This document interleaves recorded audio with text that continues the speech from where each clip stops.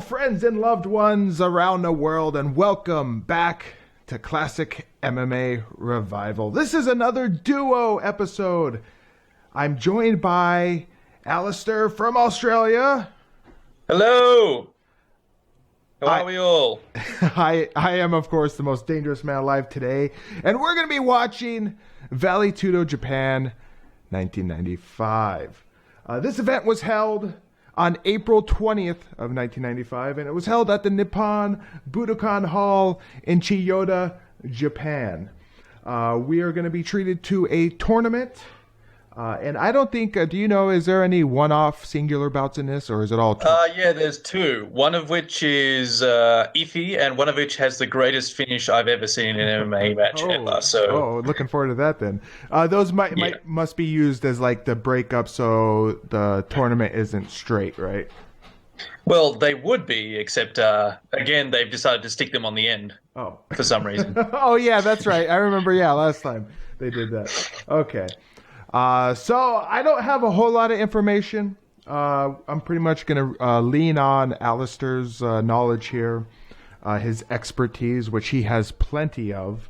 And I will give a shout out. If you haven't checked out his channel yet, make sure you go and do so. It's Gentlemen's Combatives. And I see your subscriber counts rising quickly.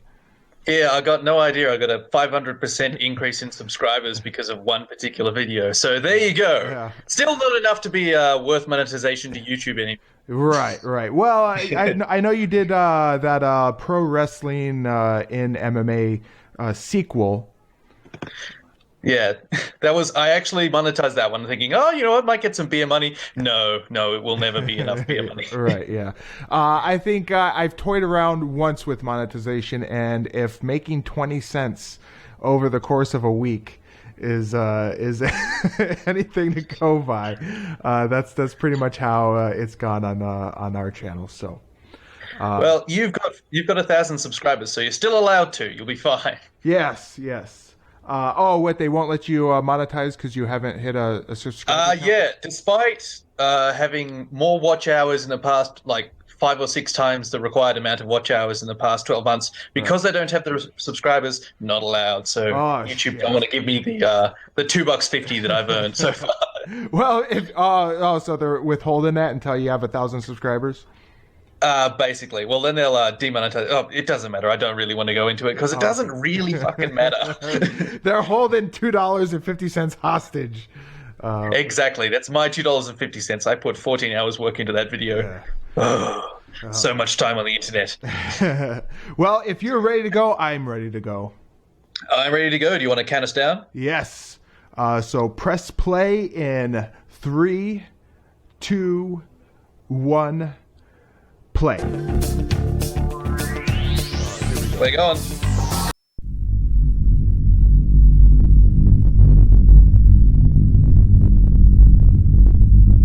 Hello, friends and loved ones around the world, and welcome back to Classic MMA Revival. This is another duo episode. I'm joined by Alistair from Australia. Hello. How are we all? I am, of course, the most dangerous man alive today, and we're going to be watching Vale Tudo Japan 1995. This event was held on April 20th of 1995, and it was held at the Nippon Budokan Hall in Chiyoda, Japan. We are going to be treated to a tournament. And I don't think, do you know, is there any one-off singular bouts in this, or is it all two? Yeah, there's two. One of which is iffy, and one of which has the greatest finish I've ever seen in an MMA match ever. So, looking forward to that then. Those either one that he was in World Vale Tudo Championships? Maybe. By this point, he'd been in a few sort of shoot fights for the Japanese and in UFC 1, so he'd made a bit of a name for himself. No, I don't know. I'm thinking of somebody else. He looked like the guy that was in World Vale Tudo number 3, the one with Mark Kerr. Use the power of Google for ourselves. He just looks like him. with his shirt off, never mind. With his tattoos. Thankfully, this time they're not spoiling everything. Apparently, no. Apparently, he wasn't in World Vale Tudo. No, he wasn't. Yeah. So, unlike last time, in this montage, they're not actually spoiling the finish to the entire event. Yeah, because they had nothing else to show. Exactly. Just, Rickson with a giant trophy. Wonder why he had that. Right. But yeah, lots of exciting moments in this one. But that montage might be a bit of a lie, and you'll find out soon. Although great production, as you can see here. Awesome. Giant disco ball. Quiet music really gets you thinking that, I'm gonna watch guys gouge each other's eyes out. Well, they weren't supposed to. I'm thinking the Starfield is a nice touch. Yes. Yeah, and this music, obviously this is piped over the video. This is not the original music, or I could be wrong, but I think there'd be more crowd noise. Welcome to Vale 2 Fighting Championship. Did he just say Valley 2? Vale 2, yes, exactly. Awesome. So yeah, Wow, Vale great. Tudo 1995 started due to the success of the previous one, because the last event, they liked it. This is Tommy Walking Stick, man without Wikipedia page. Yes. Doesn't exactly look like he belongs here. Is the order of these fights going into what's on the Wikipedia? I don't think so, because these guys were put somewhere. Yeah, no, because these are the standalone matches that weren't in the. Oh, okay. Okay. Yeah, weren't in the whole thing. This is Rene Rooze, Dutch kickboxer, and just shit-heel cheater all the time. Yes. So this must be the parade of fighters. Yes, and it's Enson and I've completely forgotten this. Egan. There we are. Yes. Yes. Egan in his newsletters on Twitter. I highly recommend checking him out. I will say this for Egan at the moment, still absolutely shredded. Yes. Oh yeah, he stayed up with his. I guess he does like yoga now, but still, I mean that keeps you in shape. Yeah, he built like an absolute truck. We've had Craig Pitman. He's a WCW wrestler. The guy who just came in was Wayne Emmens, man without Wikipedia page. Here we have Yuki Nakai, Yes. a Shuto fighter. He was also, I believe, in Rings. I could be wrong. Who? Yuki Nakai? yeah. Don't know. Gerard Gerdeau, garbage human being. Yeah, you don't like him. No, I don't. Fought in UFC 1, beat Royce Gracie. Did soccer kick Taliatuli's tooth out. So yes. that's I remember that vividly. Yeah, Koichiro Kimura. This guy did compete in rings a little bit and was also the champion of Submission Arts Wrestling, a sort of underground submission fighting only tournament. Yeah. This is Todd Hayes, kickboxer and sort of aspiring bobsledder. Yoshihisa Yamamoto. Yeah, you've seen a bit of his rings work. Yes. He was hot stuff. I mean, at least they felt like he was hot stuff. Yeah, they liked him in rings. He was a big star, very nice in-ring work, like his good shoot style, very sharp, striking. And the star of the show, Rickson Gracie, looking stoic as usual. Whoa, he goes over the top rope.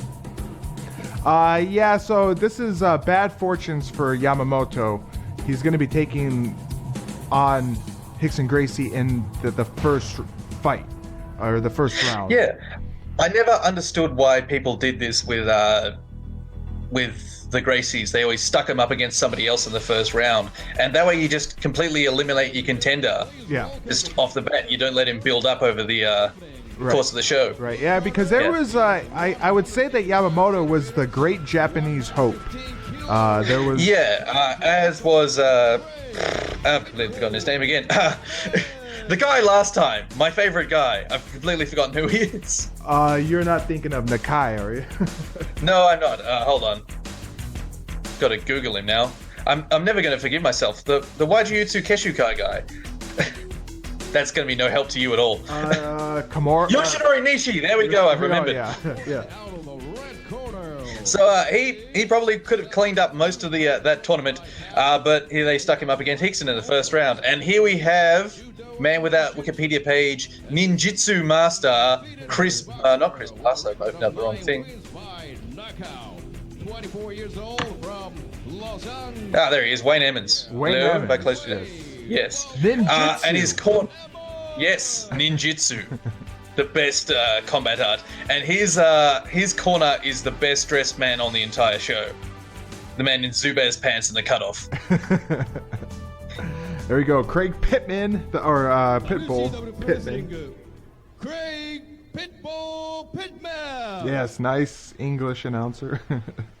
Yeah. So Craig Pitman was in the Marine Corps before going to the WCW power plant and joining the promotion there. He had possibly, I won't say the worst tasting, like the wrestling angle in the worst taste, because there have been some terrible wrestling angles, but it's pretty poor.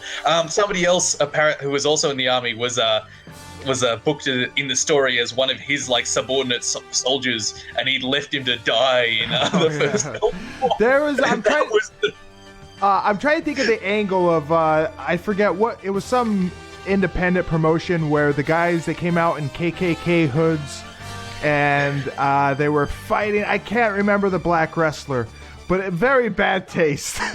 This angle. Well, it is pro wrestling, so no one cares. But here we go. So let's see Craig Pitman go. He doesn't like getting hit, and Wayne Emmens, master of ninjutsu, can swing punches. Yes, he's a But he lanky, can't very stop thin a guy. takedown. Yeah. Cannot stop a takedown. And Pitbull, he's very bulky and muscular. Yeah, dense. Dense is how I describe him, because he's not a super. Well, I think he's 6'1" or 6'2", but he's just large muscles. Good guard from Emmens, throwing up some strikes with his long, lanky arms, but Pitbull's just gonna wail on him, because I think Craig wrestled at school, although I'm not exactly sure. Yeah, and I don't know how much submission work he has done, but with those long legs, you think he would be able to easily set up a triangle, maybe? Yeah, maybe, but this is ninjutsu we're talking about. The one time I've seen him yes, exactly. Is he gonna pull out a smoke bomb and maybe a shuriken, and throw the smoke bomb down and then toss the shuriken? Yeah, just smoke bomb, sneaks up behind it and then chokes him unconscious. Yes. Oh, who's making that noise?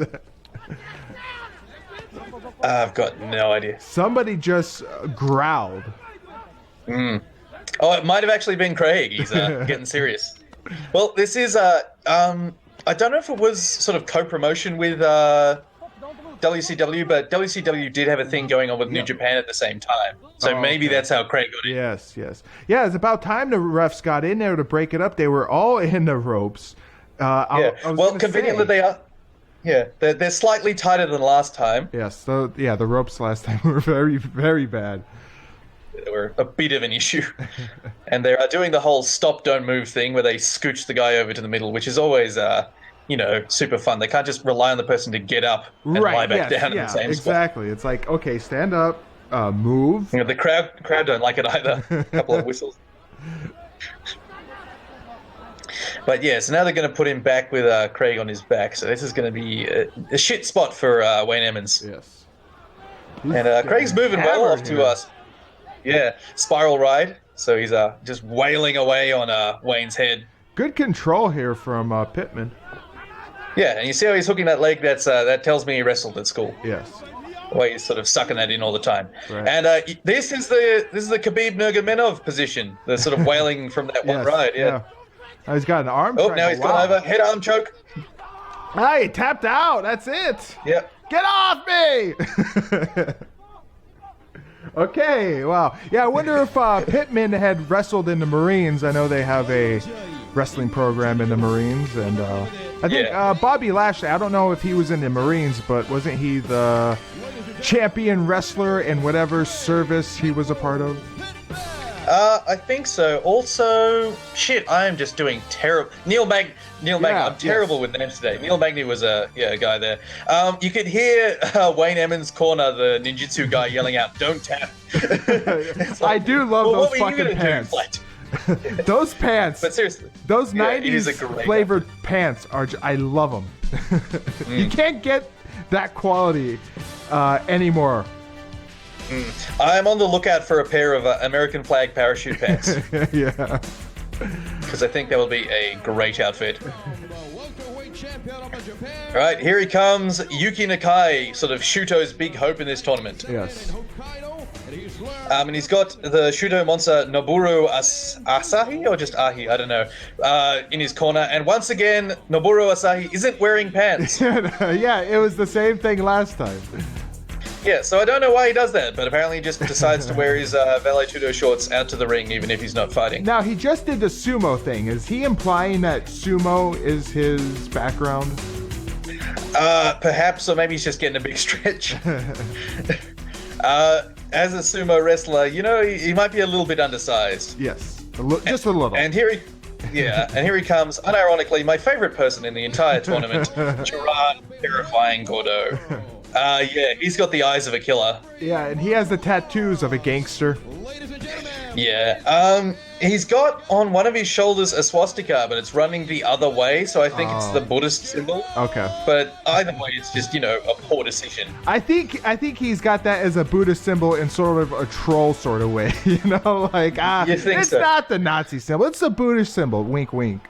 Wink, wink, nudge, nudge. Yeah, that combined with his Savat salute, where he sort of raises out his hands straight out like a Heil Hitler salute, it you know, causes some issues. Yes. Make me think about some things. Nikai giving up a lot of weight, possibly? Yeah, he's about 145 here, and this is an open weight tournament, so it's not exactly fair.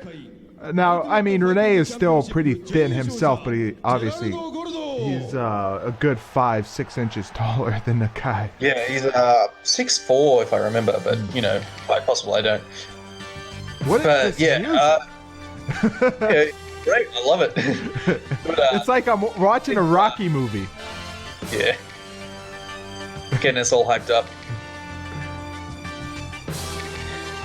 Oh my god, yeah, it's like a foot difference between these two guys. Yeah, it's not great.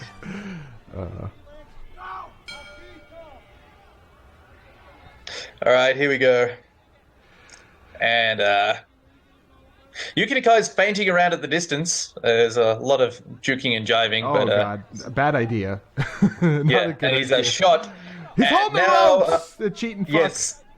Yeah, this is not as bad as it gets. But yes, Gerard Gerdeau is holding the ropes, the cheating fuck. And you'll notice his hand seems to be in Yuki Nakai's face. I wonder what he's doing there. I mean, it can't be anything untoward. I don't understand why Nikai would think to grapple with this guy, even grind against him. He is a foot taller than you. You're not going to be able to grind him down. Well, I think Nikai wants him on the floor, but he doesn't realize what a cheating fuck Gerard Gerdeau is. And so he thinks normally he'd be able to... You might notice where a finger went just then. Yeah, he might think he might be able to pull Gerard Gerdeau down, but Gerard's responded with the usual Dutch kickboxer response of hooking the top rope and just hanging out and complaining. Yeah. And he's also doing the other Dutch kickboxer response, which is cheating like a motherfucker. So he's jamming his thumbs in Nakai's eyes, and he's also yeah. Also, you okay, you can see. Yeah, you can see Nakai's already blinking a bit, like, what the fuck just happened there? So I wonder if Gilbert Eiffel, like if Rene Rooze was who Gilbert Eiffel strived to be. This isn't Rene, this is Gerard. Oh my god, I'm totally confused now. Well, Rene's also a cheating fuck and gigantic, but, you know... Yeah, we've got two cheating fuck Dutch guys. Oh, you know why I said Rene? Because I have his Wikipedia page open for whatever reason, and I'm looking at it. But, yeah, I think Gilbert Eiffel was at Dolman's gym, and so was Gordau at a period there in Holland. So I think they did hang out a bit. And I don't know what it is about... Yep. thumbing. And he says, no, bro, I wasn't thumbing him. It's fine. Fuck. I just hate this. And of course, in Shudo, they've got no judges or anything. So there's no way for him to, like... And look at him, he's just shrugging. He just doesn't care. Yeah, I don't understand why the ref didn't separate him there as a foul was committed. Like, okay, stop. Look, he's pointing at him and doing it again. The cheating fuck. But yeah, I don't know what... The ref in this just has no control. Same as last time. And it's also the Dutch guys just don't fucking care. What's up with that transition? I don't know. Maybe they've changed us to a better angle so we can see how deep... Yeah, how far Gerard's knuckles go into poor Yuki's eye socket. Yeah, there we go. Look at the thumb. He's like, no, I'm not doing it, even though the guy can literally see it. Nikai should disengage. I don't understand why he's holding this position here. Bad on him. Yeah, so while Gordau does have his head wrapped up, Nikai hasn't given up that body lock. It's just, I don't understand what's going on. Maybe he's relying on the ref to get in there and break them, which is not going to happen. Yeah. This doesn't make any sense. Like, if I was Nikai, I would fight to get out, because I mean his neck is wrapped up, but if he disengaged, yeah, but I think he realizes that his one probable way of winning this fight is taking the guy down, because Nikai isn't a kickboxer; he's a Shuto fighter, so he's got wrestling, a wrestling background. And they're counting down, and I think they must have cut out a good swath of that fight of the first round. Yeah, because those are 8-minute rounds, and so there was 8 minutes of those two cuddling there, and Gerard jamming his thumbs in Yuki's eyes. Yeah. So yeah, this. While the last event was was almost half over by now, this one lasts a bit longer because a fair few fights go a few rounds this time.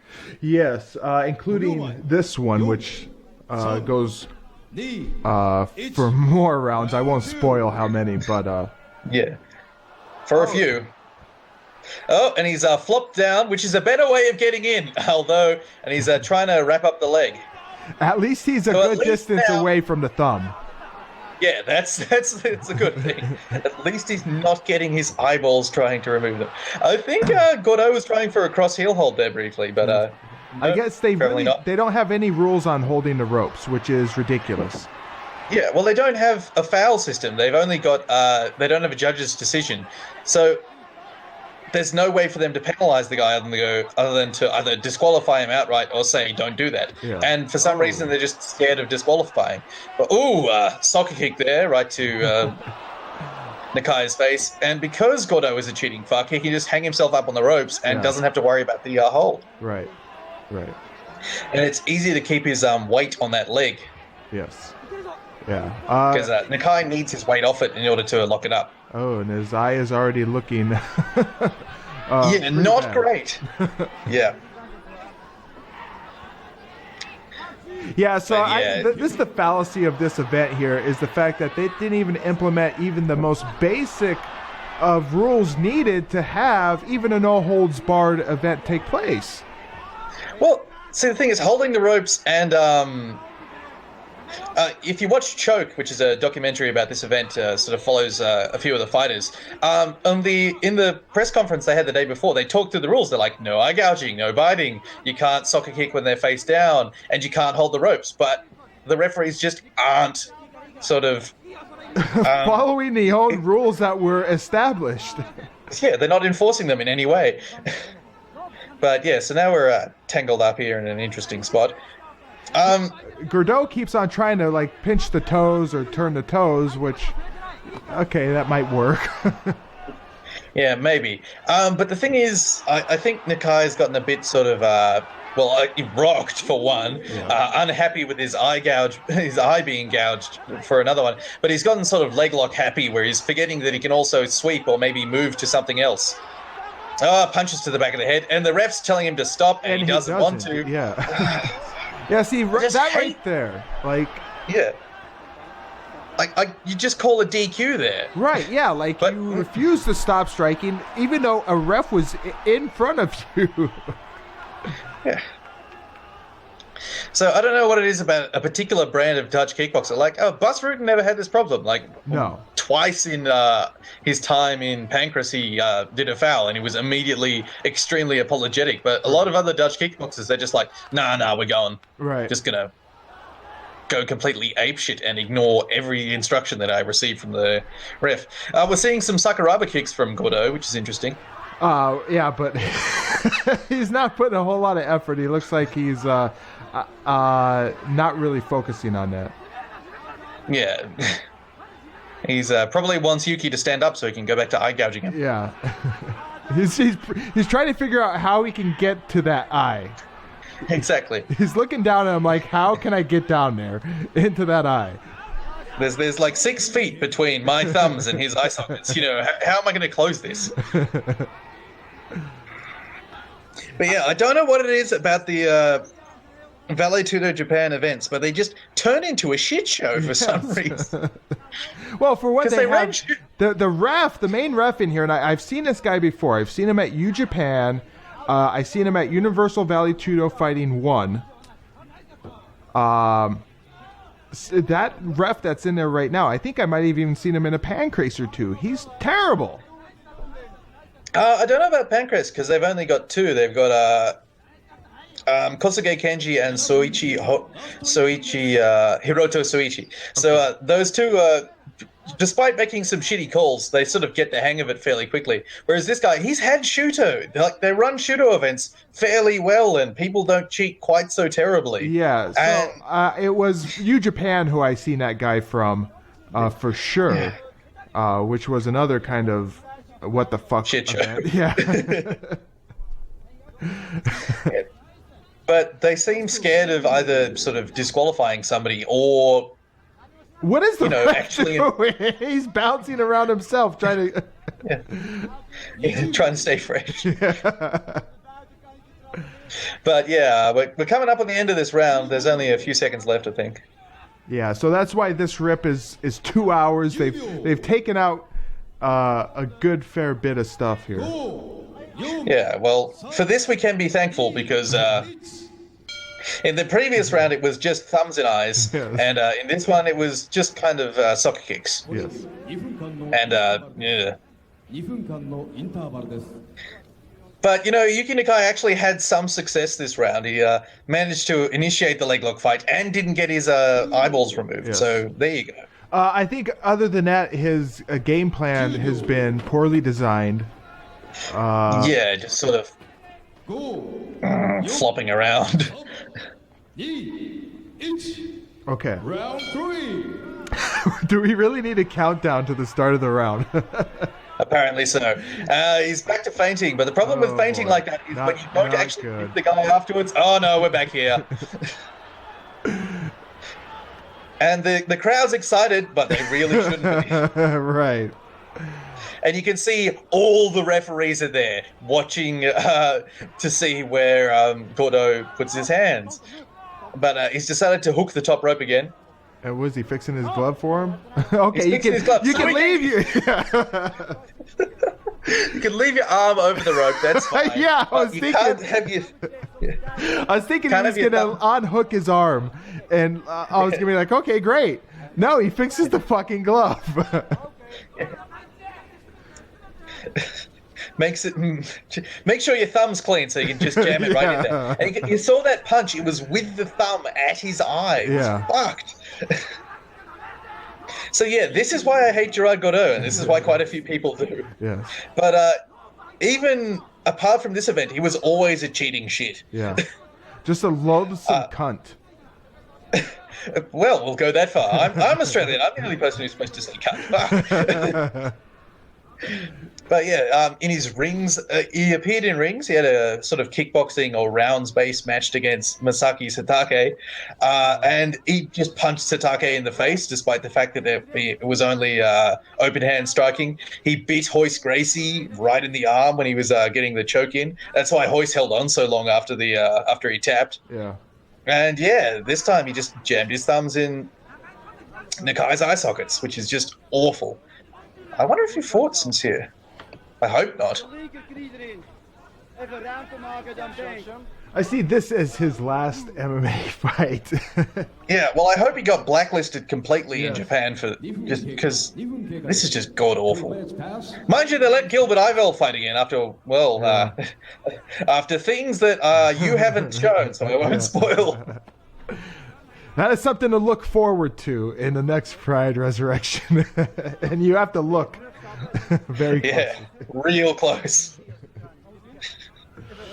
But the Gilbert Ivell's a weird one because he wasn't cheating fucking rings. No, but so he had the incident with the ref, if I recall correctly, where did he attack a referee? I can't remember. He left rings as the champion, and I think that was by his own accord. He went to Pride, but then when he went to Pride, he just turned evil. What the fuck? Crowd shot there. Yeah. So Nikai's been sort of slowly working his way around the back. He's managed to hide his eye sockets, which is good. But no, he's getting back stuck. And just look at that. Gerard Gerdeau, master of rope fighting. Yes, I was correct. Gilbert Ivell did punch a referee. On what show was that? It was, I will tell you here, it was at Fight Festival 12 in Finland. 5 minutes past. 5 minutes He KO'd the referee. That's how they show him his disqualification. KO'd the referee. Yeah, I'm not sure why, but sometime after winning the Rings Championship, he sort of went on this massive heel turn and became a huge dick. But rather than as he started out as sort of a cool dude, getting the forearm in the face, and hooking the rope as well. This is just horrible. Yeah. Yuki, he's let go. You can take him down. Yeah, right. You need somebody on the outside. Take him down now. Yeah. He's refs telling him not to punch to the back of the head, but not doing anything about it. Right. Yeah. He's politely asking him, please don't do that. Yeah. Please stop making a mockery of this of this fight. And I don't know why Yuki isn't sort of kneeing to the thighs or anything or doing any sort of damage here. He's just cuddling. Yeah. Mind you, as much as I say that, I didn't do any of this in my last fight. Another punch right to the joint of the spine and the back of the head. Yeah, Gordau, he just looks like a slimy he almost looks like a train-spotting heroin addict. Yeah, he's a drug enforcer. Yeah. Not necessarily the dealer. The guy the dealer keeps around to ruin people's lives who can't pay him or try and rob him. Or not even that, like pay and rob him, but he just brings Gerard just to fuck with them anyway. Yeah. But this fight has been god-awful. Yeah. Nikai's game plan is, as I said earlier, it's a terrible game plan, whatever it was. He should have realized what wasn't working, and grappling with him on the feet is not working. So... Yeah. I think he came out sort of wanting to represent Shuto as a style, so he wants to get him to the ground and submit him, but doing it this way just sucks. And it's also a thing where possibly this would work on a guy his own size. Before this, Yuki only had one loss, but on a guy who's a foot taller and outweighs him by 40 or 50 pounds. It's a lot. It's very hard to get body lock takedowns. Right. For as much shit as I give Daiju Takase, he at least knew how to fight Manny Yarbrough. Run the fuck away. Yes, circle and just keep circling, stay away from him. So we've had the third round of horrendous nothingness and terrible cheating. Yeah. Now it's time for hopefully the finale to this. Was this unlimited rounds? Yeah, it just went rounds until there was a finish. Oh God. Yeah. See, Yuki doesn't look tired. He's just taken a fuck ton of damage. Yeah. And most of that damage, sort of in the right orbital area. Yeah. He should. And yeah, just dive at the legs and tangle them up rather than trying for that body lock takedown, or just do something different. Yeah, at least but he's doing the right thing. He's circling to the left and not circling to the right where he can't see. Exactly. Oh, he's in. Down. He's in. He's got the takedown. See, here we go. And now the cheating fuck uses the ropes to build up and get up. And the crowd is unhappy. And this just makes me angry, this fight. Yes. But, yeah. As Gordau takes a good look at that eye and says, "What more can I do?" Admiring his own handiwork. Yeah. It's just, you could probably not have me commentate and just record all the disgusted noises I make and just run those for the 1 minute past. 1 minute past. Oh, it's nice that they have a 1 minute past mark. Like, is that necessary? Do you need to tell us every minute that passes? Well, it's actually useful as a fighter, especially if you're getting tired. Yeah, well, yeah. But Yuki's actually hindering his own takedown because he's hooked under the ropes. So yeah, Gerard just looks bored. Yes. Yeah, I mean, Gerard isn't doing a whole lot to, I would say, make this fight progress.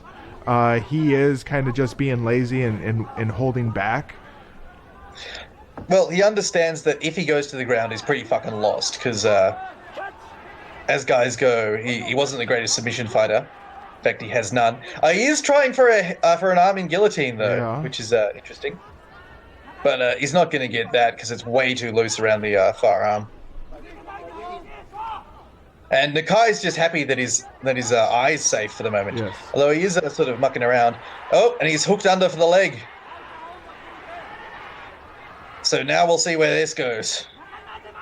So last time he got here, he ate quite a few punches and did get stomped on his face. So,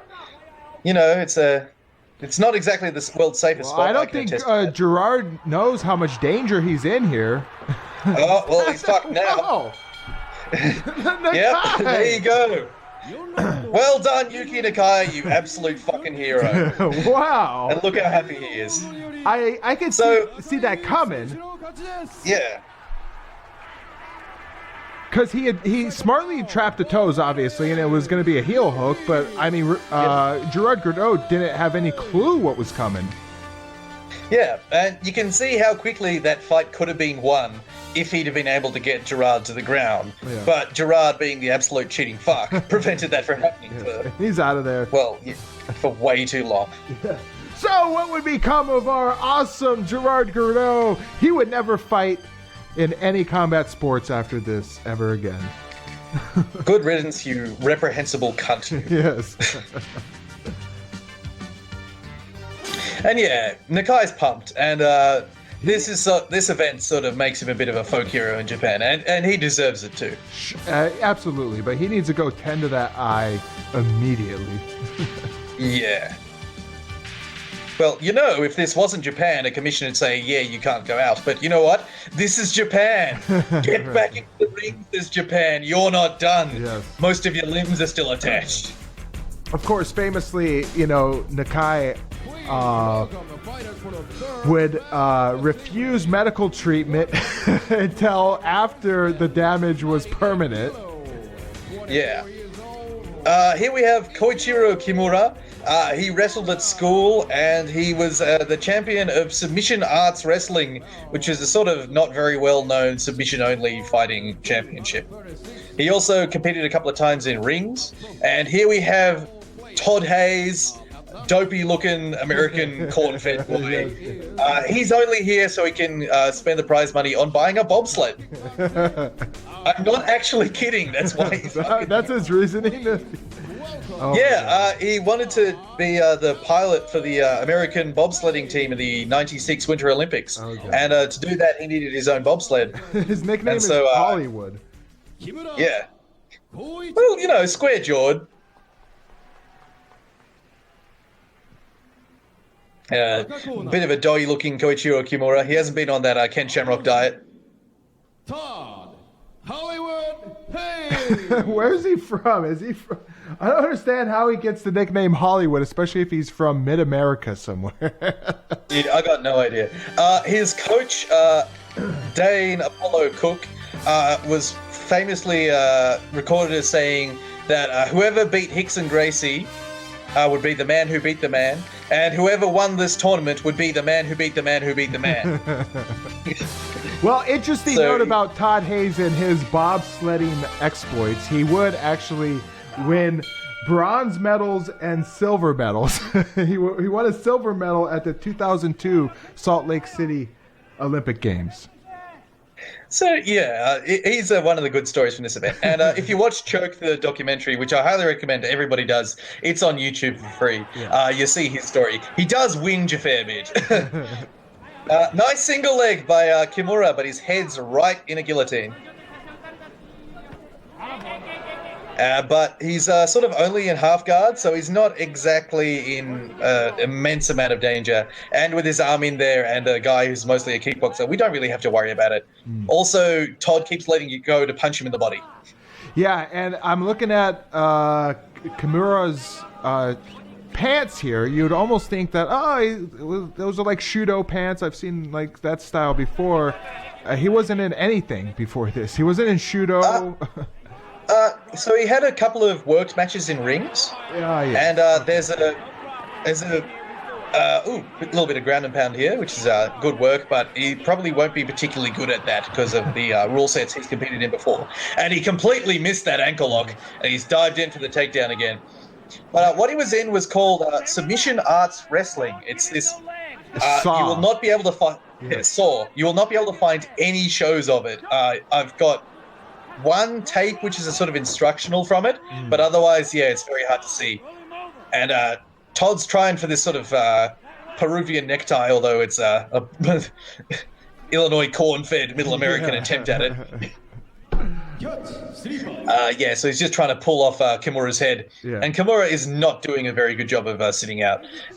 He's not doing great things here. But it was actually quite a good shoot-style wrestler. If you watch some of his ring stuff from '93, he's good. It's a good storyline. It was this sort of amateur, sort of brutal attempt, but sort of, I didn't realize they had storylines in rings. Not to the same sort of level, but the storytelling of his matches, if that makes sense.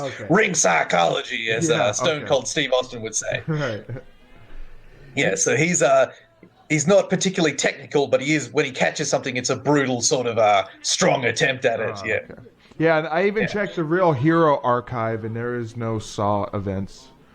So if a Real Hero archive doesn't have it, you're likely not going to find it. You're not going to find it anywhere. I might be able to send you the instructionals from the dude who made the who invented the promotion. Oh, guillotine, tight one, no arm in there, so he might actually get this. And not a good attempt at escaping there. And Kimura has tapped. And Todd looks exhausted. Luckily, he'll get a break. Yeah. So I can send you the instructionals by the guy who invented submission arts wrestling, and they're quite interesting. A lot of sort of Japanese catch wrestling bullshit. Yeah. But, it wasn't the crucible of competition that other places were. Right. And Todd seems to have hurt something in his guillotine attempt. He's holding his shoulder quite gingerly. Yeah, the whole Saw thing kind of was brought up in the Universal Vale Tudo fighting because there was a couple representatives of Saw that fought there to little success. I don't know if there's any striking in Saw, so that might explain it. Here comes Yamamoto in his beautiful robe. In his corner behind him, you see TK Tsuyoshi Kosaka. Yes, also was in rings at the time. Yeah, who I believe had already won the Lumax Cup the first time I was ever on the Classic MMA Revival show. Yes. And I don't know why they didn't put TK in here. Yeah, he would have been good. Well, I reckon he would have given Rickson absolute fits. Yes. Because TK's losses were the bigger, stronger guys, or guys with superior striking pedigree. Rickson Gracie does not have that. Yeah. He was one of the, and I don't know if they realized this at the time in rings, they were kind of pushing Yamamoto here when they had Kosaka like in the wings right there. It's like, hold on, who do you guys not realize this guy that you have? Thing is, at the time, TK was sort of a mid-carder, whereas Yamamoto was he was a top star. Yeah, he was like the protege of Kira Maeda. Yeah, so as a combination between ring popularity and skill, Yamamoto comes out on top. Unfortunately, and there's Maeda himself. Yes. The man who will no doubt at some point file a YouTube copyright claim. Yes. It's actually interesting that Yamamoto is here because Maeda and Satoru Sayama, the guy who runs Shudo, which is promoting Vale Tudo Japan, famously had a massive falling out in which Maeda kicked him very hard in the penis.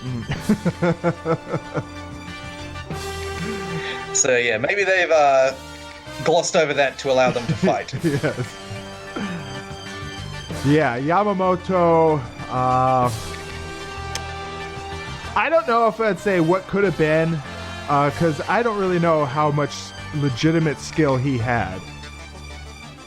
I'm going to say if he'd have fought people on his level, he'd have a much better record than he does currently, because he fought guys like Krokop and, other absolute murderers. Yes.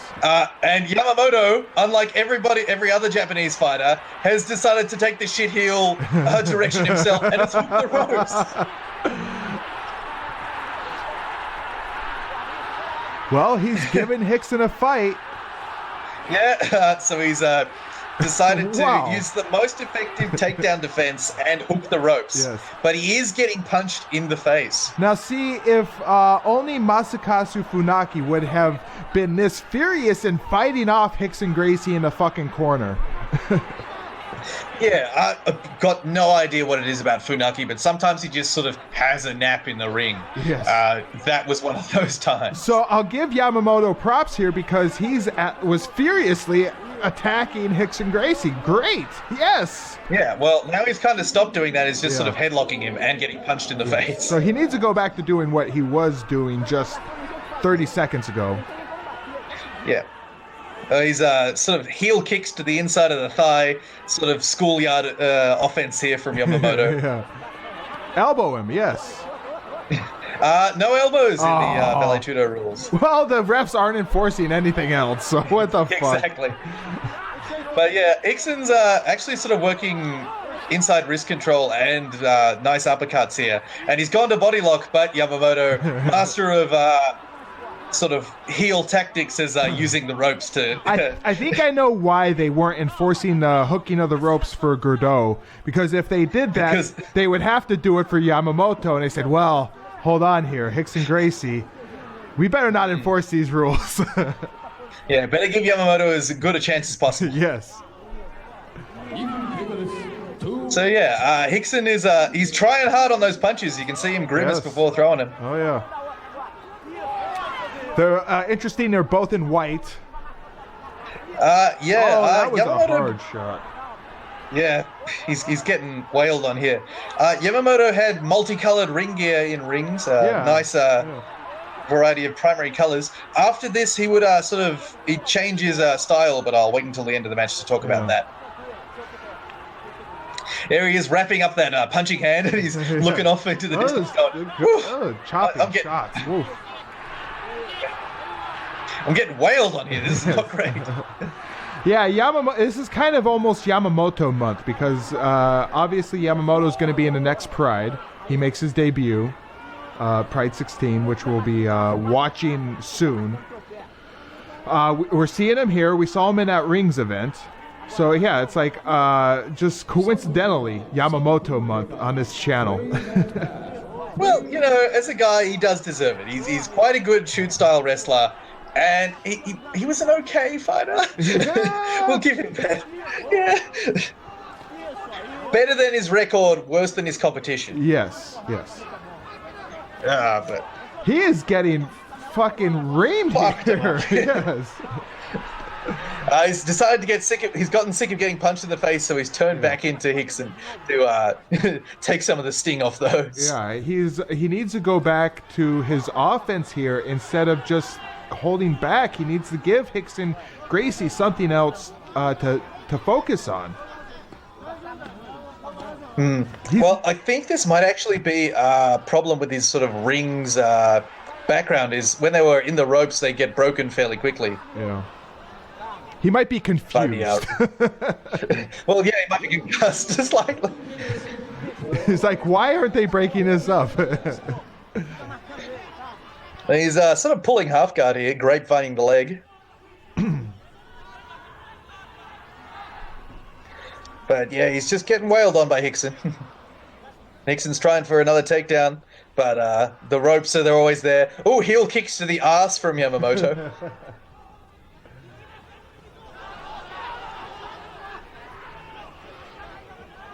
Yeah, officially this was Yamamoto's third fight. And I would only say this is probably his... I mean, I don't know about this Budokan Hall 1995 Rings event. How legitimate was it? I don't know. Because that same day they had a completely worked event that same day. It's confusing. There was... I don't know about that.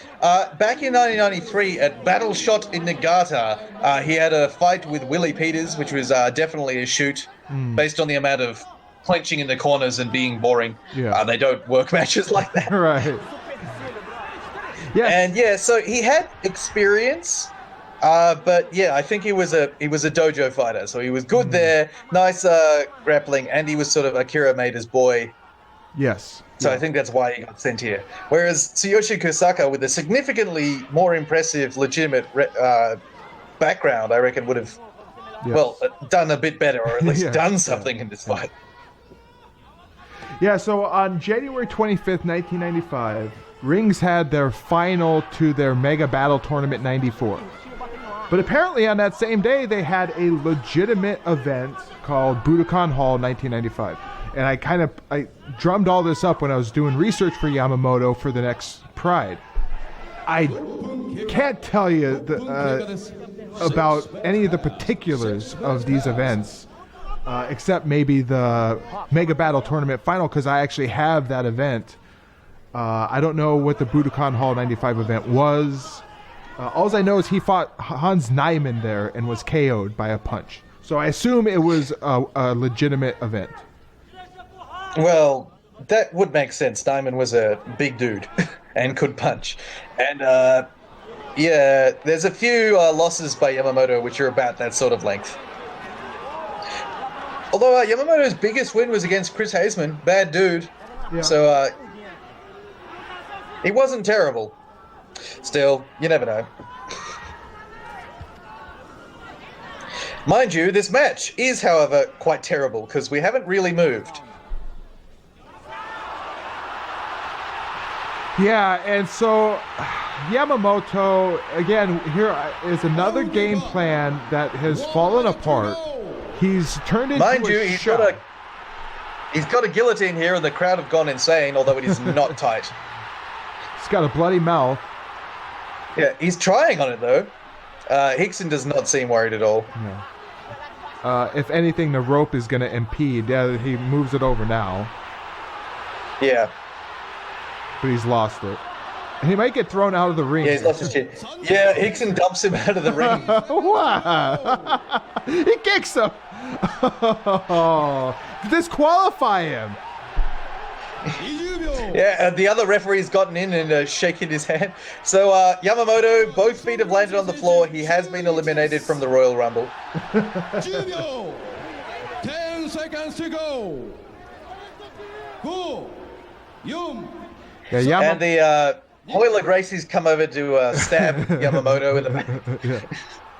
With a piss-covered knife. To ensure the Gracie legend. Exactly. To ensure that the Gracie legend survives. But yeah, they're gonna resume fighting.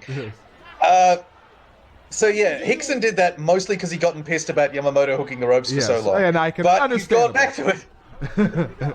But Yamamoto's worked out that was a pretty safe strategy. So was hooked the ropes again. Yes. The legend of Yamamoto dragging Rickson Gracie to his only pro MMA bout that would go beyond one round is suddenly not as awesome as you thought it would be.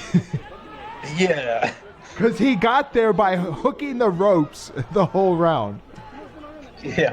Just malicious cheating the entire time. Yamamoto would fight Ricardo Moraes in a Rings event, Rings Maelstrom 6. Yeah, he'd also fight Semi Schilt. So I don't know what it was about Yamamoto, but they liked, watching him almost die. And here we've got another guillotine attempt from Yamamoto, and he's actually trying to turn Rickson onto the ropes without an underhook, which is a dumb thing to do. So we're back in our position, which has become well known to us in this event.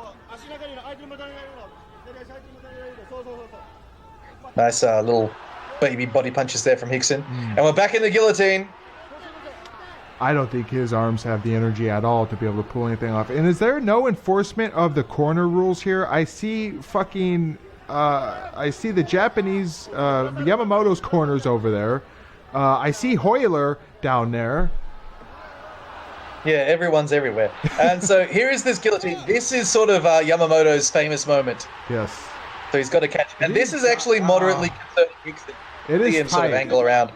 And the angle of his neck. And with the assistance of the ropes. So Yamamoto is actually a legitimate pro wrestling heel in big spots.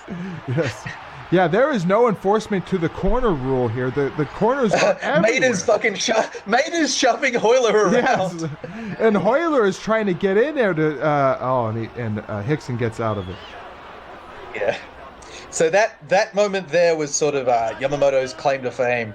And would result to him being matched against people he probably shouldn't have been for the remainder of his career. Yeah. And it is hard to... Because he... go ahead. Because he was the guy who almost caught, in inverted commas, Rickson Gracie after, just cheating maliciously. You were going to say? He is the only guy to go more than one round with Rickson Gracie professionally. Yeah.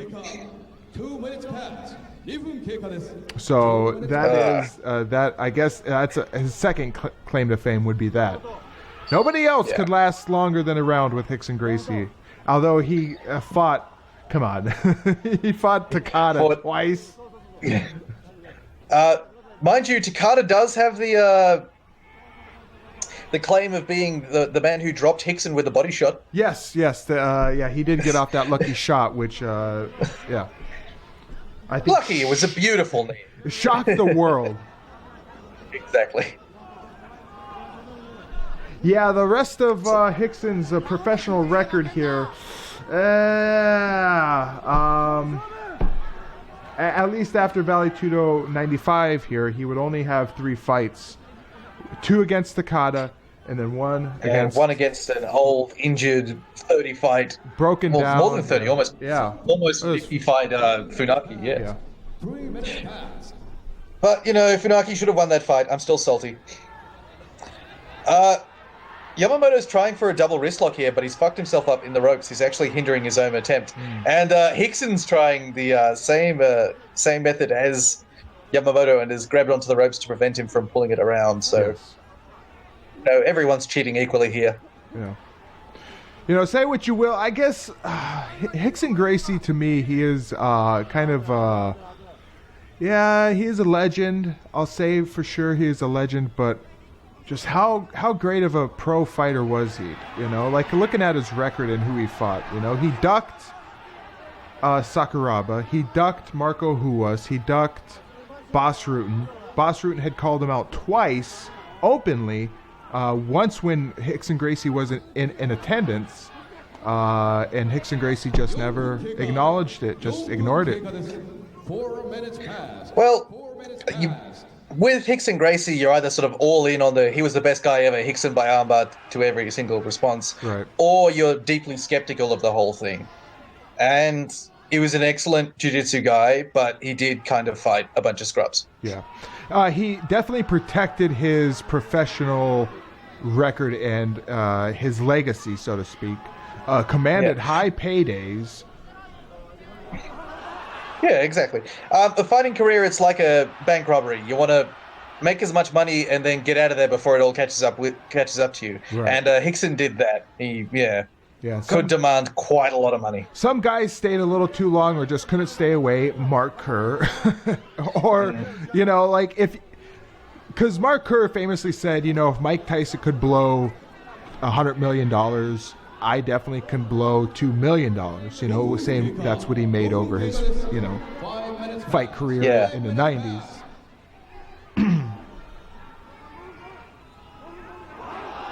But I almost prefer Rickson's method of protecting his professional legacy of fighting nobody of significance to the Hoyler Gracie method of fighting people but then complaining or demanding that the rules be changed or whatever else, just sort of ridiculous shenanigans that occurred. Right. But yeah, because Rickson Gracie was presented as such a badass in the underground fighting scene, it just didn't 400-0, remember? Yeah, right. It just didn't translate to his professional record when he was fighting fucking Takada twice. Yeah. Also, that 3-hour fight against Rei Zulu, whatever his name is, that's a bit weird, considering that Enson Inoue finished that guy in about 40 seconds. Yes. Yeah, of course, yeah. Mind you, if Rickson fought like this for those 3 hours, you can understand it. Right, yeah. And then he just had stupid idiots lining up at his gym to fight him. Yeah. I love Yoji Anjo. I love that picture of Yoji Anjo. In front of Rickson the one where he's out Gracie. the front. Yeah, because I just want to subtitle that "Seconds from Disaster." Yes. And so tasteless joke, but have I don't know, what are some terrible things? You know what? I'll come back to that one later. Okay. I'll just make a meme and send it to you rather than say stew on it. Yeah, because I guarantee I can make that as black humor as possible and also include Yoji Anjo.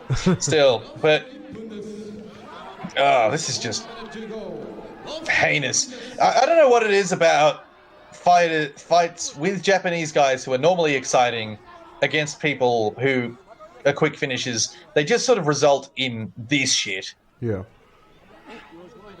And I understand I was supposed to be running play-by-play commentary, but how much play-by-play can you do? Yeah, there's not a lot happening here. I will liken Yamamoto here though to 30 seconds to go.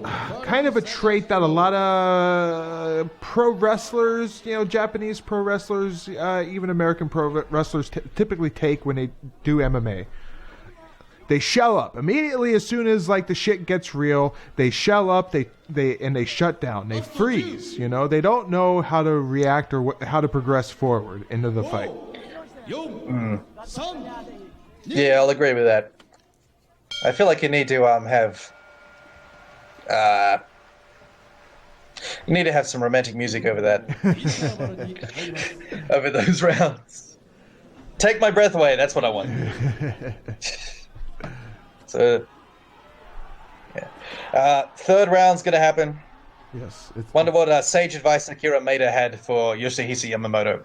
Probably kick him right in the orbital bone. When he's not expecting it. Right. Last Jew.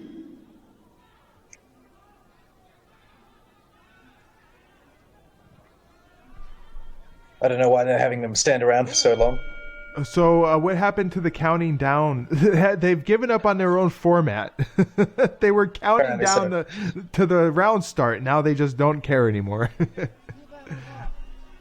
I don't know what that kick was from Yamamoto, but it was ugly.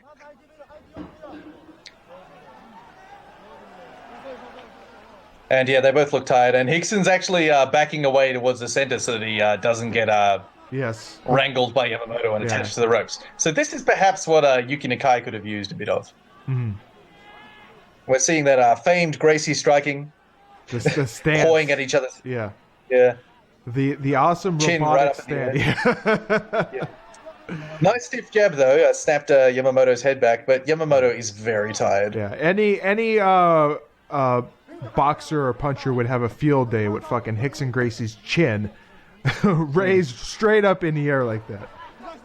Yeah. Oh, he closed his eyes on that punch. That is bad. I do that. That is really bad, Rickson.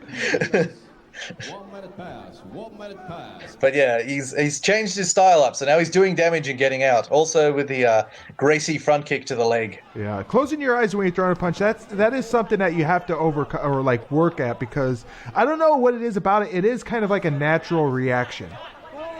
Well, it's because you're scared of what's coming back, and once I get hit, I'll get over it. But to start with, it's just like, oh god, no.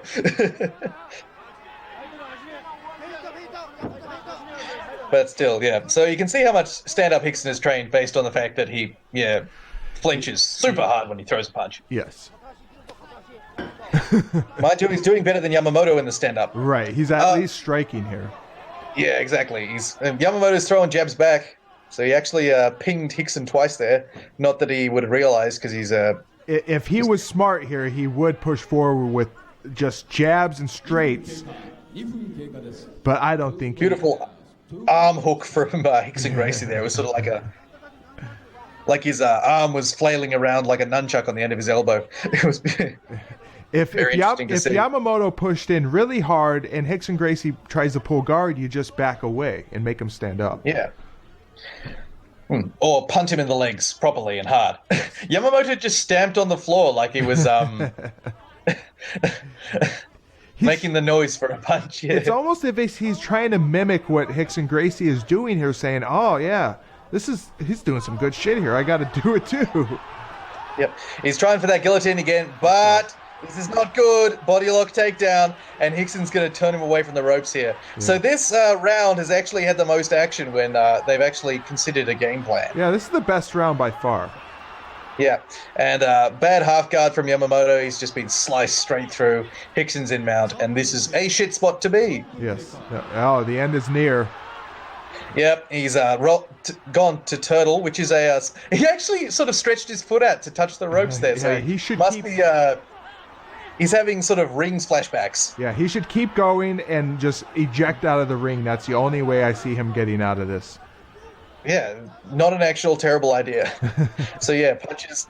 Rickson's throwing punches from the back here, throwing uppercuts under the arm.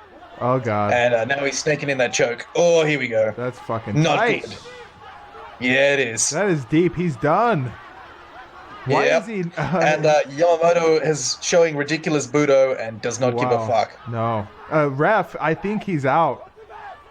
Yeah, well, this ref is shit, as we know. The ref did it. What the fuck? Yeah, Rickson Gracie just stopped himself. The ref was so stupid. He didn't realize he was out. Exactly.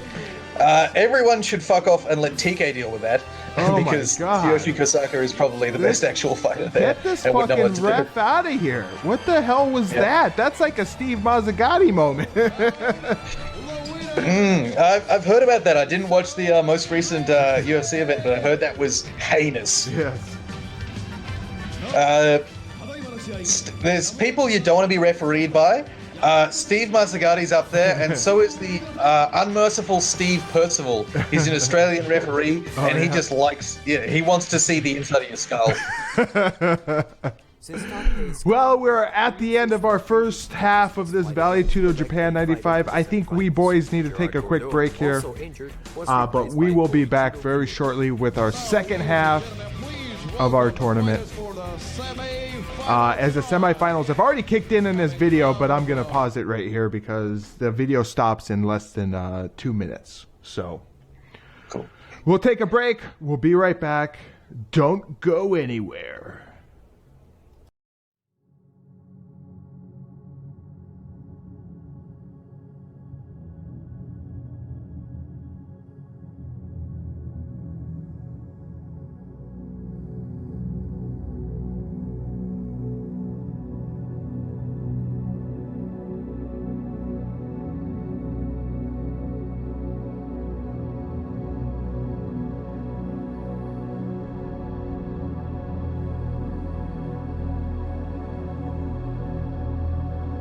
Okay, fight fans, we're back. I have to actually let this first video file. I didn't realize the start of our next fight is going to be on the first video file.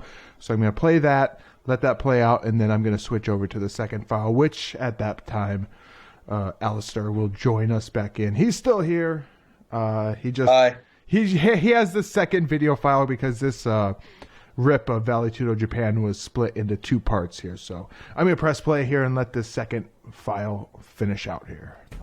Gerard Gerdeau, also injured, was replaced by Koichiro Kimura.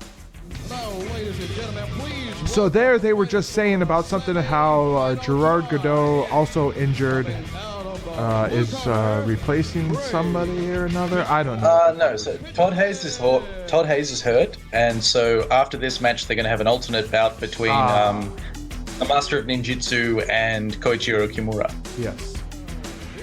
And there's Yuki Nakai coming in with a giant band-aid over his fucked up eye. Yeah, it's not good. That he should have realized he was injured and pulled out of this event and gone immediately to the hospital. He probably could have saved his vision in his right eye if he would have did that. But no. I don't know what it is about. This reminds me of what happened to Riki Zodan, who was like one of the founding fathers of modern Japanese pro wrestling. Anyway, back in like the 50s or 60s, whatever. He had a run-in with the Yakuza, and he had some dust up with the Yakuza, and he was at a bar celebrating, and a young Yakuza came in and stabbed him with a piss-covered knife. He threw the Yakuza guy out of the bar, and it was just like a minor cut or whatever, a stab wound. He didn't think anything of it. He just brushed it off. Oh, lo and behold, like 7 days later, he dropped dead from a serious infection from the piss-covered knife. So it's like, nah, don't need to go to the hospital for my gouged out eye. Don't need to go to the hospital for my stab wound. And bad things happen. All right, so here's round 1, and it's just going to end here in 2 seconds as Pitman moves in. Nikai is pulling guard, and I'm closing this file. We're ready for the second one here. Are you ready to go? I'm ready to go. All right. Count us down. 3, 2, 1, play. Nikai's getting punched in the face from the bottom of a sort of interesting armbar position, and he's all fucked up in the ropes, but Pitman has just decided, nah, you're not having that, and has gotten out. So yeah, Pitman is sort of one of those rare breed of wrestlers who's actually a legit guy. Would have been more common back in the day, but no longer. Yes, and we know he's an honorable Marine, so there's no way he's going to try and gouge out Nikai's other good eye. Yeah, well, we certainly hope not. He is, however, going to punch him even though he's all fucked up in the ropes. Yes. And the ref is sort of considering sticking his hands in there and saying, stop, don't move, but he's just not going to. And look at that! He actually stopped when the ref asked him to. What a surprise! Yes. And they actually are going to reposition him out of the fucking rope, so they must have had somebody told these fuckers in the back, and the Band-Aid has gone off in Nikai's eye. Yeah, someone's obviously said out the back, well, this is boring as shit. Can we move them to the center every now and again? Right. Can we I still don't quite understand. I don't understand why they have to scooch everybody over to the middle like that. All right. Instead of just, asking them to get up and move themselves. But, yeah, this will be interesting because Pitman, good wrestler, but interesting. Well, he had a nicer head-arm choke in the first round, but possibly a worse submission fighter than Yuki Nakai. Yeah. And his ground and pound looks pretty good here. Yeah. Oh, he's trying for a stomp there. Yeah. Nakai went for a double ankle sweep, but Pitman just sort of decided that it wasn't happening. And just chuck his legs past. But Nakai's doing a pretty good job of getting guard back. And then a forearm in the face looks quite uncomfortable. Especially on his extremely swollen and hematomed eye socket. Yeah.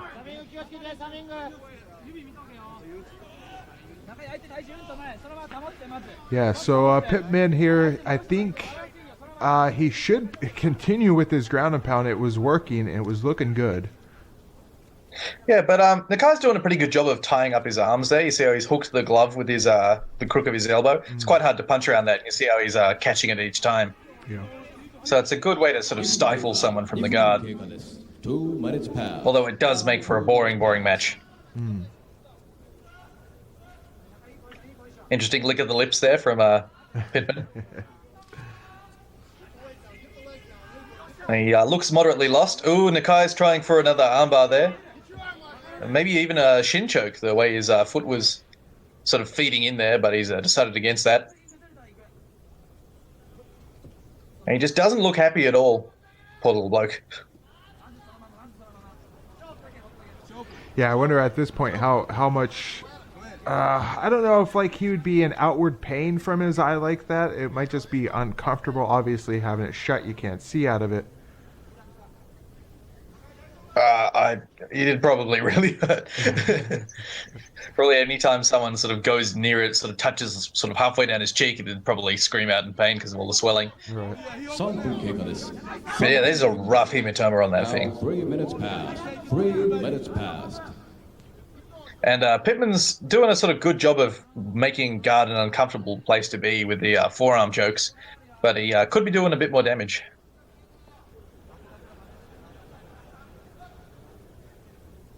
Yeah, I wonder who he was trained with or where he was trained out of.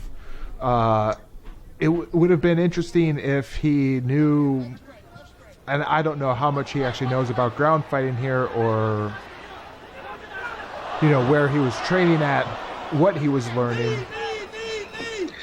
Well, the head arm choke, it's a wrestling pin as well, so it's understandable that he knew that one. But as for his other training, I think he's just running on his wrestler's instinct. And yeah, because the WCW Power Plant was more a sort of bodybuilding gym and a place to learn how to cut a promo. Right. It was why kind of WCW wrestling kind of really felt the shit sort of for the period there in the 90s. 4 minutes past. His Especially with the sort of... his passing the guard there was pretty good. Yeah, but again, that's the sort of wrestling thing, just get past the legs.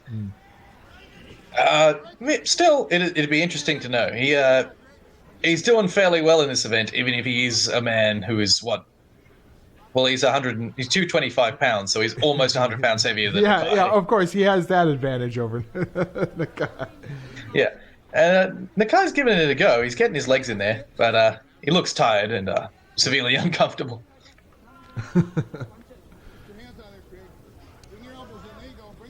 But you can see how he's tied up those gloves. It's really hard to punch. Yeah, they've got pretty big gloves in this event. I would say bigger than... obviously, they look bigger than Pride gloves, bigger than UFC gloves, but I could be wrong in there. I think they are, yeah. In Choke, Todd Hayes was complaining about the size of the gloves, but I'm thinking he's a kickboxer. If the gloves are bigger, he can punch harder with his hands. So what was he whinging about? I don't know. It was all a bit silly. I don't know why, but in that movie, he complained a lot. I don't know why.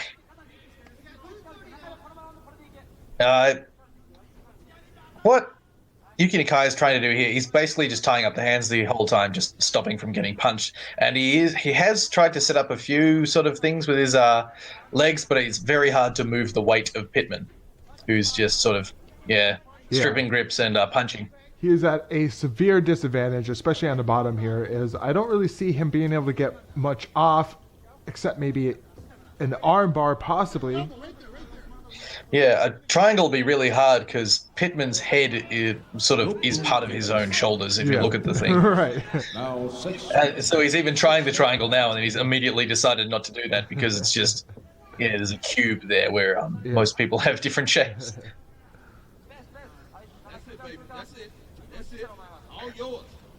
That's it, all yours.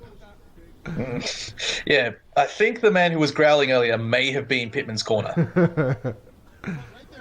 Because, you know the black coach in Punch-Out? Yes. Nintendo's Punch-Out? Yeah, he sort of reminds me of that guy. Although he doesn't have a chocolate bar to eat.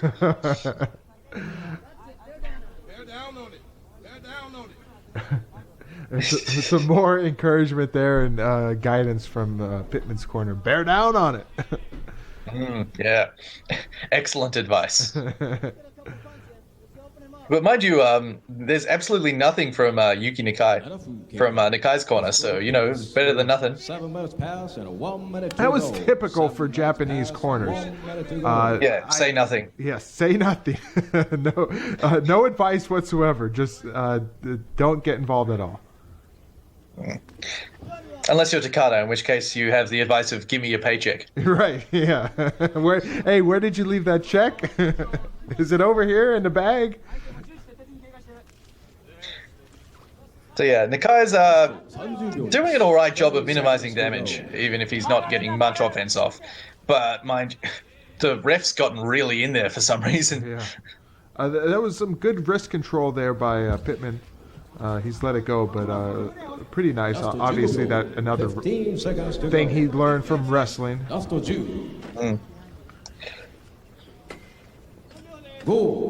But yeah, if there were headbutts in this match, I reckon Pitman would have probably gotten a finish by now, because that has been free the whole time. Right. And that's the end of our round. And Nikai needs So, a lot of help here getting up. Yeah, but weirdly, one of his most successful rounds, based on the lack of damage he has taken. Right. Just Well, cut at least out that, all that bit of being in the corners. Yeah, and his corner going, "Are you sure you want to do this?" Yeah. So we're seeing feints from Yuki Nakai. Pitman's just sort of relaxed. He's not even bothered. Right. In fact, he's actually got a bit of a grin. That leg kick didn't do much. Yeah, that leg kick. That was technically nice, but it did not have much on it, and it did not bother Pitman at all. Yeah. Right with the foot, no shin. Yeah. Oh, nice high kick. Yeah. Cheeky little high kick, but there's not enough weight behind it to even bother him. And look at him, he's got a massive shit-eating grin on his face. That's got to be disheartening for Nikai, who got this smiling giant black man. Yeah, just slowly chasing you down.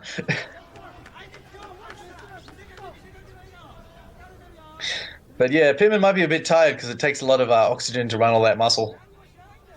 Yes. Oh, yeah, for sure. That would be my game plan for him, would be to make him work, make him tire himself out, because with all that muscle, he will tire out. Yeah. Nikai tried to feed himself under for the legs there, but Pitman just sort of squished his massive thigh back and didn't even bother. And so now we're back in the guard here. Yeah, and you're not going to make him work from this position. This is going to give him ample time to rest. What is the ref doing? Maybe somebody asked him for a stand-up, but I got no idea. Pitman's trying to crank this top arm of Yuki Nakai, which is a bit interesting. But he's not going to get it. Although he does have massive gorilla arms, so who knows. Before anybody says, I say massive gorilla arms to anybody who has huge arms. Do not misconstrue that. Yes, hey. It's a turn of a phrase. Exactly.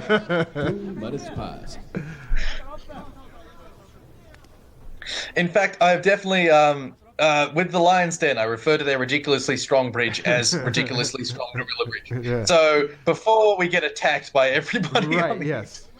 I thought I should clear that up. Anybody that's very sensitive. Dear, oh dear. Well, I've been sort of exposed to the other part of YouTube rather than ever since my viewer base grew. I've sort of actually had comments on my videos other than that was interesting or here's an interesting shoot style tidbit. I've just had just awful shit to deal with. It's been terrible. Yeah, I see that every now and then on a Pride Resurrection video. Somebody will say, "You two idiots need to shut up." I'm like, yeah. And then I got massive heat from the Russians on the fucking Carolyn versus Maida fight. Why? Oh my God, the Russians, they just believe so firmly that it was a real fight. I was talking shit about Carolyn. They refuse to accept that it was a work And every time they would say, this was a real fight, this was history, you don't know what you're talking about, you're stupid, you're an idiot, you're a cunt. They called me everything in the book. I would just point to the part where Maeda pro wrestle jumped for Carolyn's fucking slam. He lifts himself up to help Carolyn out for his fucking move. Here's the thing. If that was a real fight, Carolyn would have murdered Maeda. Yes, I know. But they said, well, you think Carolyn knows how to do submissions? He's only trains in Greco-Roman. I'm saying, come on, he's had to pick up a submission fucking somewhere. He spent time with Volkan before that. If he didn't pick up submissions then.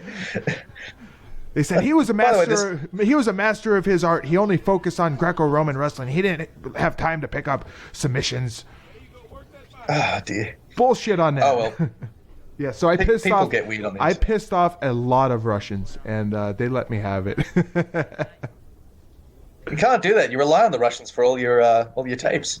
Yeah, I know exactly. I like Russians, so I was kind of conflicted when I talk shit back to them.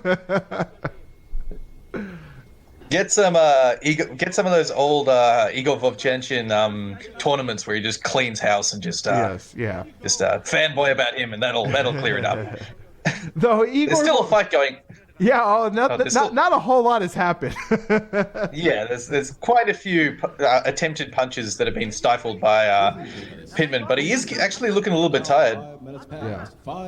He's still sort working up a sweat. He just punched Nikai in the ass. Like an uppercut right to the ass. Ass punches are they're a deadly technique. I can attest to the efficacy of ass punches. But I was going to say, Igor Vovchanchin, he considers himself a Slav, not Ukrainian or Russian. But I still think he's ultra popular in Russia. I think he is too. I know. There you go. The rings mega battles, which Fedor's in. Those ones. Those. If you put those on when Fedor makes his debut, the Russians will love you because he does some cool shit there. I don't know if I'm going to do any more rings reduxes, but we'll see. I'm just going to haphazardly pick up maybe a couple of rings events here and there. Fair enough. We're still getting moderately bored to death by Yuki Nakai's stifling guard. Yes. Well, I would say if Pitman put in the effort, he could definitely break loose of this, posture up, and do some damage, but I don't think he cares at this point. Yeah, he's just sort of relaxed about the whole thing. Either he's thinking he's wearing Yuki Nakai down, or he's worn down himself and he's just going, you know what, we're going to rest hold here, just going to take a break. The Kevin Nash chin lock. The I'm extremely tired. Let's chill out here for a little bit.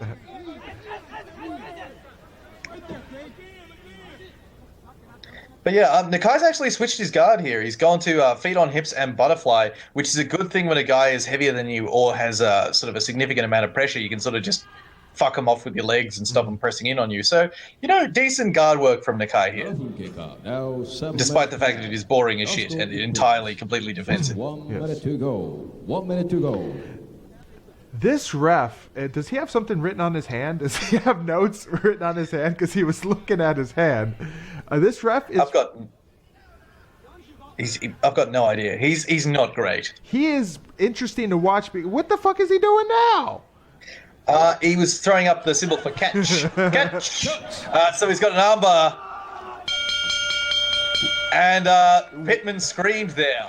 And that... so they've called the match. Yeah, I would say screaming counts as a tap out.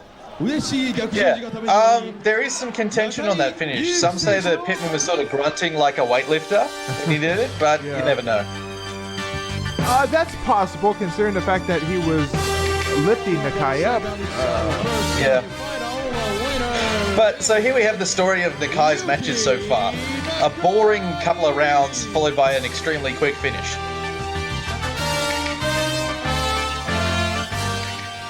And Pitman doesn't look happy, so maybe he thought he was grunting.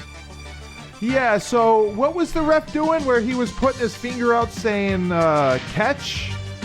Yeah, so that's a Japanese ref thing. I don't know what it is. Whenever you've got a submission, they'll point their finger and say, catch! Surely Yuji Shimada does that a lot. Oh no, he just goes, give up, who? Yeah. Do you give up? So it's the same thing as that. In amateur Shudo, I believe on a catch you get points in the grappling sort of judging. So this is a losers match. Yeah, so they're running an alternate match to see who will face Rickson in the next round. Oh boy. Yeah. So we've got big Japanese boy Koichiro Kimura of Submission Arts Wrestling fame. And Master of Ninjutsu Wayne Emmens in the other corner. With the best cornerman in the whole. Great. Oh, man. I bet that guy throws an absolutely mean sidekick. I bet it looks beautiful. Yeah, he almost does remind me of, I don't know if you've ever heard of that movie, The Foot Fist Away. Yes, I've seen parts of The Foot Fist Away. Yes, he reminds me. Danny McBride before he was kind of big time. Yeah, he's kind of famous now. But it is a fun movie.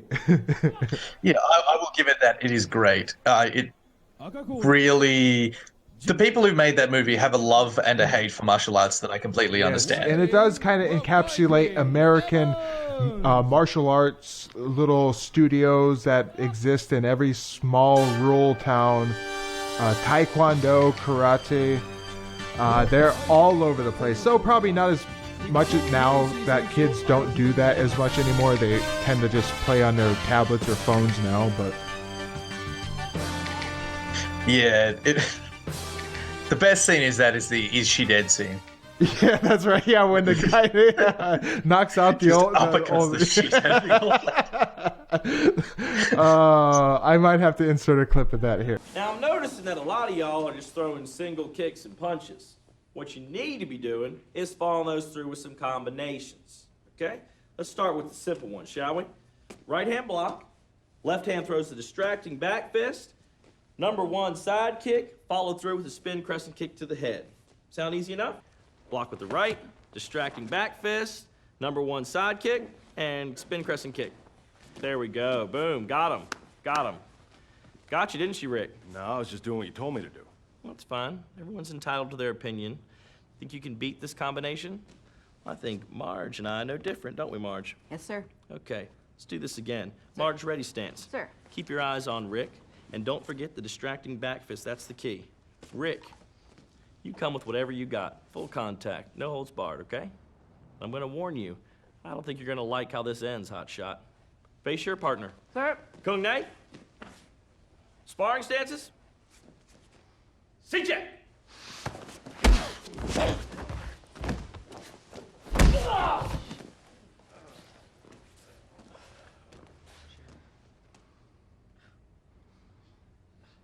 She's still alive?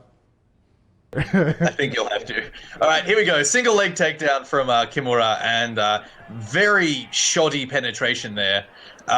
Wayne's using a front headlock and sprawling out, using his big gangly long legs, and he's rolled Kimura out of the ring. And so rather than letting Kimura climb back in on his own, they're hoisting up his legs and scooching him over.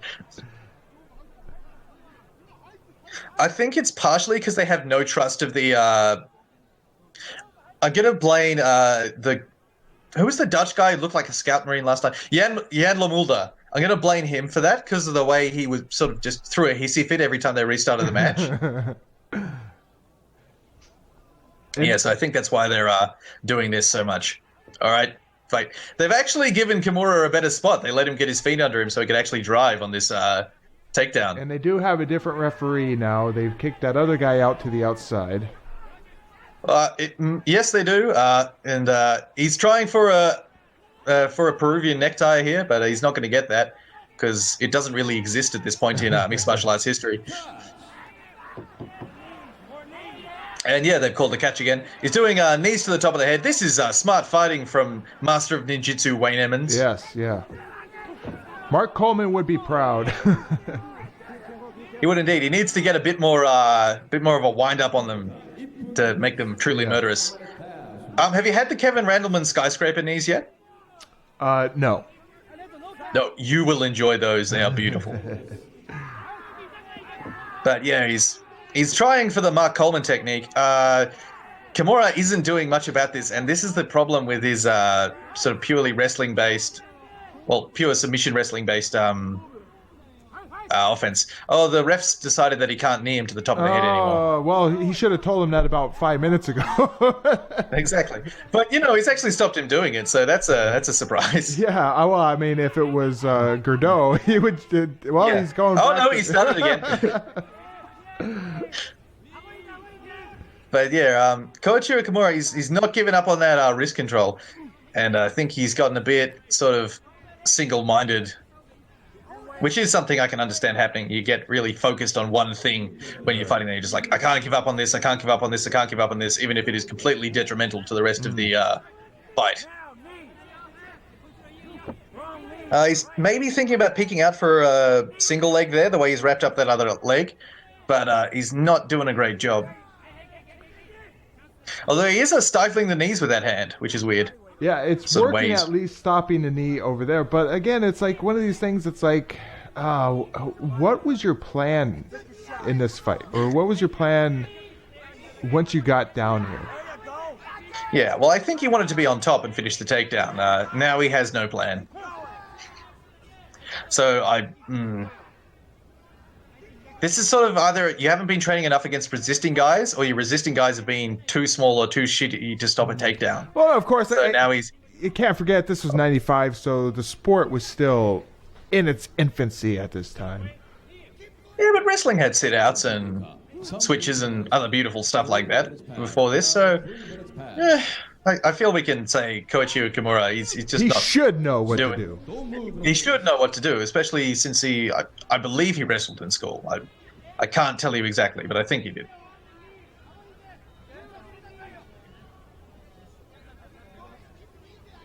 Now, if you look at Pancras at this time, guys like Takafumi Ito and Kazuo Takahashi, both of them had a great sit-out from this sort of position. They get sprawled on and then they'll be able to sit right through and come up on a takedown there. So, I think it's all Kimura's fault. He should be doing better. Yeah, he's getting... in Japan at this time, I forget, there was obviously Pancrase. Shuto, too. I can't count rings because, shoot-style pro wrestling. You can count some of rings, but very little of it. Also, I feel like Wayne should have gotten a finish before now. He's not putting enough on these knees.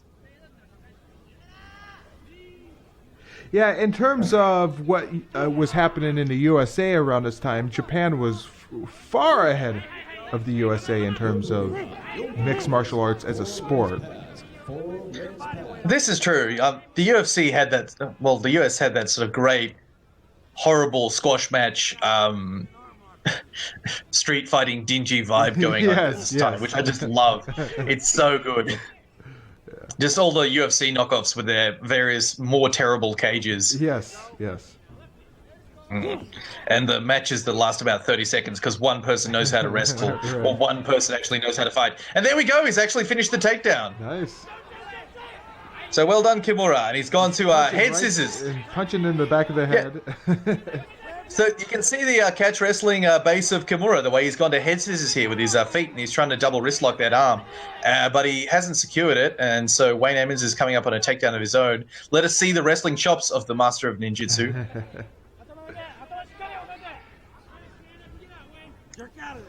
Did you ever train ninjutsu back in the day? No, there was no, oddly enough, you know what, there wasn't any ninjutsu masters here in central Illinois. I know. Well, there were, you just couldn't see them. Yeah. My first coach is starting out, he started out learning ninjutsu. And from that and the sort of all the bullshit there, it sort of gave him a healthy skepticism with the rest of martial arts, and so that's why he picked stuff that actually works. Everything I know about ninjas was learned from American Ninja, the movie series. Is that with Dudikov? Yes. Yeah, good. Good stuff. At least American Ninja 1, 2, and 4 had Dudikoff. They got. He's actually doing quite a nice arm in guillotine here, and see how he's under the chin and he's forcing his other hand up into the throat. That's a good way of making it tight when you're when you've got the arm in, rather than trying to squeeze it like a normal guillotine. Yeah. In fact, he's swapping his grip around here. My ninja experience, not so much ninjas. I was old. Oh, and a tap there, a massive neck crank on that. Wow.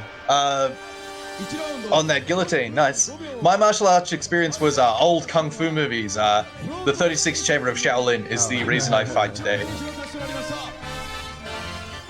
So Kimura there, surprising. I think everybody.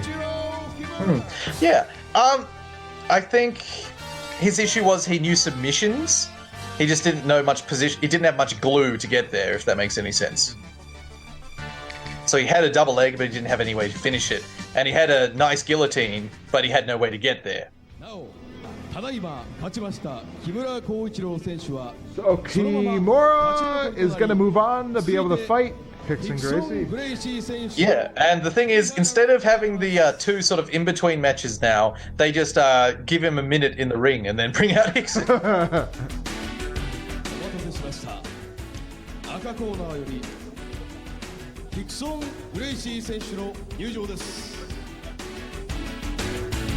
So yeah, out the back after the Yamamoto fight, you see the backstage footage on Choke. Rickson's cool was sort of popped a little bit, which is a bit interesting. Although he still wastes a bunch of energy jumping over the top rope. Yeah, so very strange here that they just had Kimura wait in the ring. Yeah, rather than giving him any time off. Or they could have had that, I think it also depends on when Todd Hayes decided he was pulling out.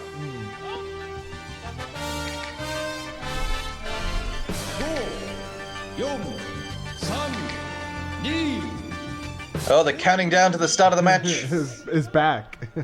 It's back. I think the guy just forgot. Low kick from Kimura. Not very committed. He was leaning back on it, so it lacked power. He tried to. His head's behind his up. Tried to dance. With... Oh, he's in on a double leg. Oh, he's going on a big high crotch double. Oh, and Rickson does a cartwheel over the top to stop it. That is a nice little moment. So he's sucking Kimura away from the ropes, and he's gone to a sort of side ride. If Kimura was smart, he would have been seeing the success of Yamamoto in these positions and immediately hooked the rope any way possible. Yeah, and here we see an issue with Kimura's catch wrestling lineage. He's too happy in the turtle, so he's just been hooked and flattened out by Rickson. Although he's trapped Rickson's glove in his armpit, so that's one way to avoid the joke. Oh, he's lost one, and now he's going to get punched in the ear. Yeah, I don't see Kimura being able to get out of this. I don't think he knows what to do here. Obviously, with Rickson right in his back. Yeah. Because covering up like this is not going to work in the long run. Yeah, especially if you're flat. You need to come up to your knees and start building up base, and maybe you escape. But, covering up flat like this is just waiting to be finished. If I was in his corner, I would be yelling at him to either get to his knees or start rolling. Roll, give up mount, try and gain a different position, roll again if you have to, give up your back, just keep rolling. Oh, brutal there. Rickson put his forearm under Kimura's nose and used that to lever up his head. And he did it again there. Awesome stuff. It worked. He went back to the well to what worked. And yeah, there we are. He's got the tap. Yeah. Saw that coming. Yeah, but guess what? One of the actual moderately exciting matches of this show so far. With that nice big dumping double leg attempt from Kimura and the cartwheel by Rickson to get out of it. Yeah, I think Kimura did not have another fight after this. I don't think so either. No, this was his only professional MMA exposure was this tournament. Yes, it was. So his 3 fights in his career all came here at Vale Tudo Japan 95. All right. Blue jeans aplenty. And so we got the final between a blind man and a master of jiu-jitsu. What's gonna happen? One can wonder. We learned that Royler Gracie is a bit of a shitbag out the back in the backstage footage because he's telling Rickson to punch him in the blind eye. And I don't think Rickson Gracie would have been below that, you know. I think he would have been willing to do it, so we'll see if he does it. Rickson was being all honorable and saying, I'm not going to hit him, I'm not going to hit him. And Royler's just like, no, just go out there and win, punch him in the blind eye, it'll be fine. You know, considering how many assumed fights that Rickson has implied that he had, you know, in garages or basements or backyard family barbecues, what have you, wherever they fight in Brazil. At the beach in board shorts. Right, yes. I would assume that he wouldn't be below doing anything underhanded like that. Yeah, fair enough. Considering the beating he gave poor Yoji Anjo, you know what, let's understand. Right, yes. The absolute assault that it was. Did they get that on film? Did somebody record that? Yeah, somebody did record that, but I reckon someone's lost the tape because there's no other reason why it wouldn't have been released. I think by now. Rickson Gracie implied or was saying on the Joe Rogan show that he has the video, but he wasn't going to release it or something like that. I don't know. Maybe we have to wait until he dies. Yes. Sort of like when Prince died, he had all this unfinished music that they're going to release now. That when Rickson Gracie dies, maybe all the fights that he was in, all the 400 fights just get put on the internet at once, yeah. And we learn it's true. It's all true.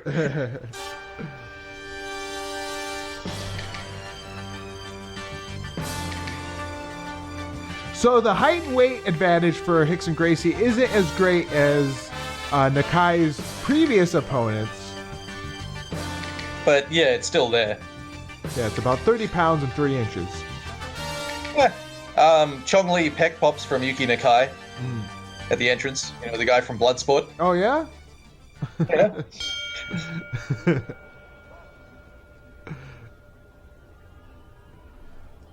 Rickson Gracie's just lazily walking into the fight. Old school wrestling hand grip here, sort of the test of strength thing.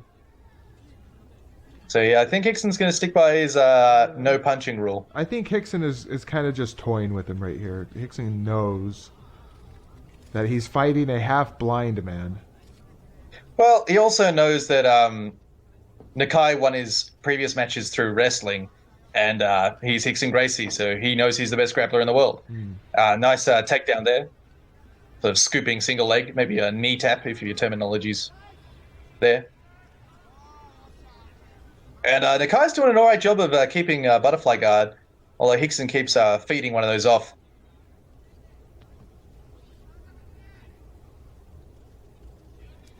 He's trying to get to side mount here. There we go, nice. So yeah, we're watching Brazilian Jiu-Jitsu white belt syllabus performed at a black belt level. Yeah. So he's gone to mount, and Nikai's hip escaped and gotten butterfly hooks back. Right, Nikai getting out of that. But I think Rickson Gracie... wrestle the other. It's not going to be long before Rickson Gracie gets right back there, though. He's already... Yeah. Already doing fairly well. And he's passed again. Sort of a scarf hold side control here. I would say it almost looked like Rickson was going to attempt to trap his right arm in between his legs, but maybe not. Yeah, he could be thinking about it. Very methodical here, just very relaxed. And Nakai looks like he's... Nakai's... Yeah, well, both his eyes are closed, so he can't exactly look like anything. He's probably grateful that there isn't a thumb there or a gigantic fist coming out his head. Is that one of Rickson Gracie's kids? Yes, that is Hoxton, I believe.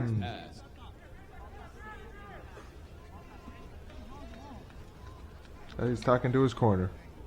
Yeah, Hoyler's telling him to poke him in the eye, probably. Random crowd shot.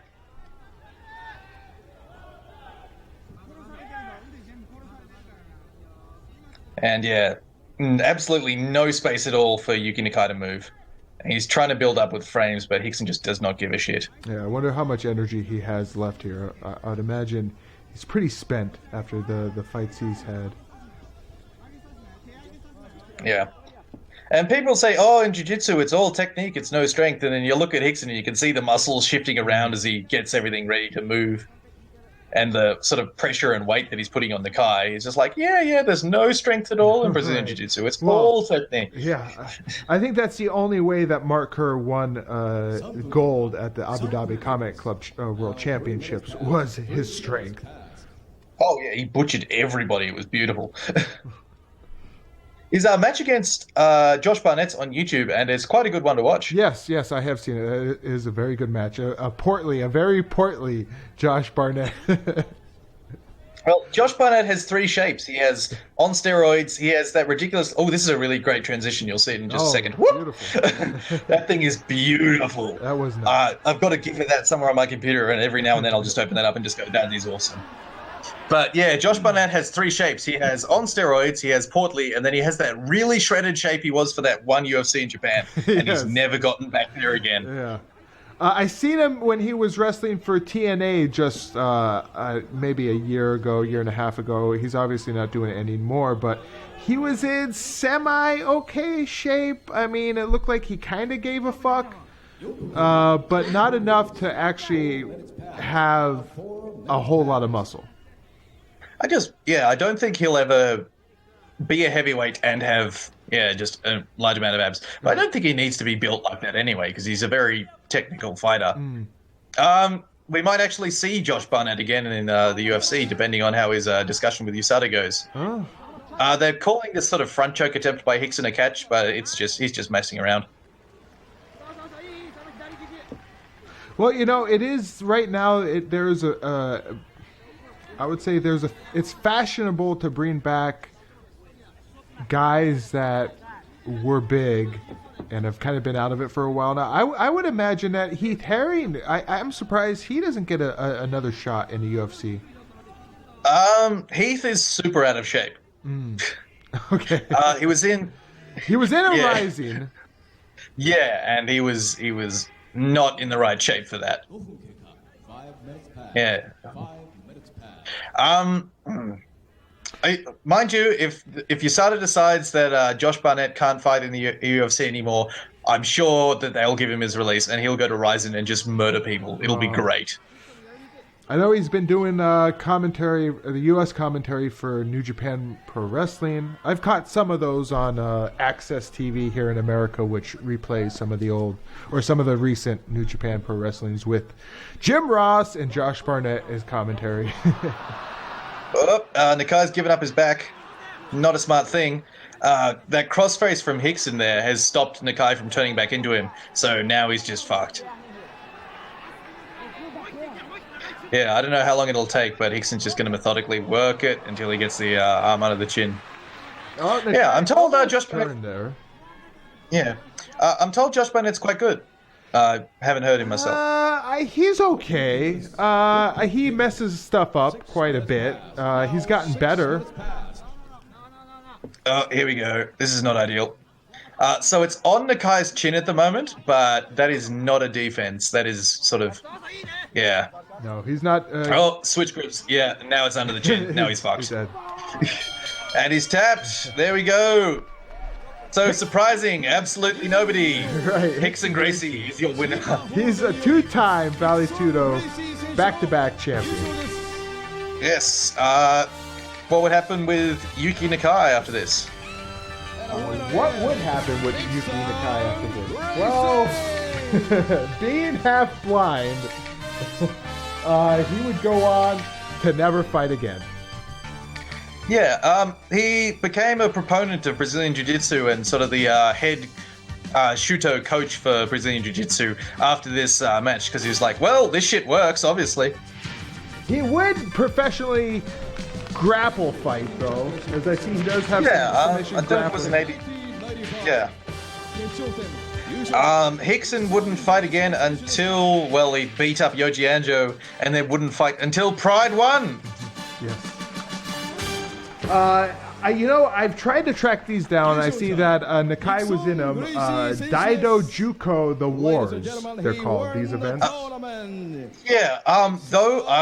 I'd like to see a couple of those because there's Manoa Man fights on those, and some Kowloon ones as well. And Daido Juko is it's a sort of hybrid martial art between Kyokushin and Judo, and so I'm thinking that maybe some of those would be under those rules, and that'd be interesting to see. But who knows? I've put out the call to the Russians. They have not responded. I don't think anybody has these tapes. Well, there's nothing of them on YouTube, so I've got nothing. I think there's little bits of it in a Kowloon instructional tape, but I'm not exactly sure. Nikai would come back for one more Vale Tudo Japan in a submission grappling sense, and that would be at the 99 Vale Tudo Japan. He would fight Vitor Ribeiro. Together for Yuki Nakai. He still gets $10,000. He should take that and go get his eye fixed. Directly to it. Yeah, an optometrist. Be like, you see this shit? Sort it out right now. Right. I got a giant $10,000 check. The reason he didn't do that is because he didn't want no holds barred fighting to get a bad reputation, which is just incredibly silly in my opinion. Yes. I don't think anybody would have cared. Like, who would have found out? And we're getting a credit here. Yeah. Well, there are 2 fights. There's 20 minutes left of the tape, so I know they're there. I will have to actually call this at the credits here, and we're gonna have to miss out on these last 2 fights because it's a shame. Are they good? Well, this finish of the Enson Inoue Rene Rooze fight is the best thing in the entire world. Okay, I forgot that Enson Inoue is in this, so yeah, we'll have to watch that. I was gonna say it's getting pretty late here. And wow, we're just like the last Vale Tudo Japan, we're seeing Rickson Gracie ushered out before the end of our actual. Do you want to actually skip ahead to that fight? That's saving you time because I think the other one's between here and there. Yeah. Let's see if I can track it down here then. It starts at.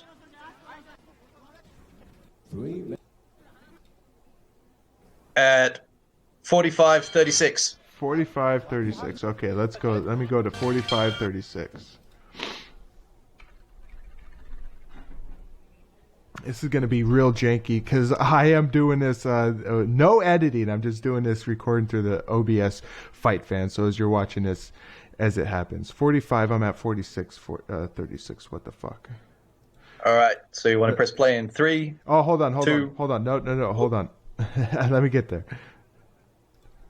45.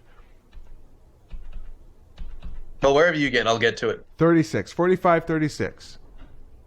All right, you count us down. All right, 3, 2, 1, go.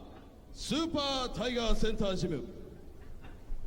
So they're announcing Enson Inoue as a member of the Super Tiger Gym, which is technically true because he was kind of hanging out there doing Shudo, but he was a Brazilian Jiu-Jitsu fighter before.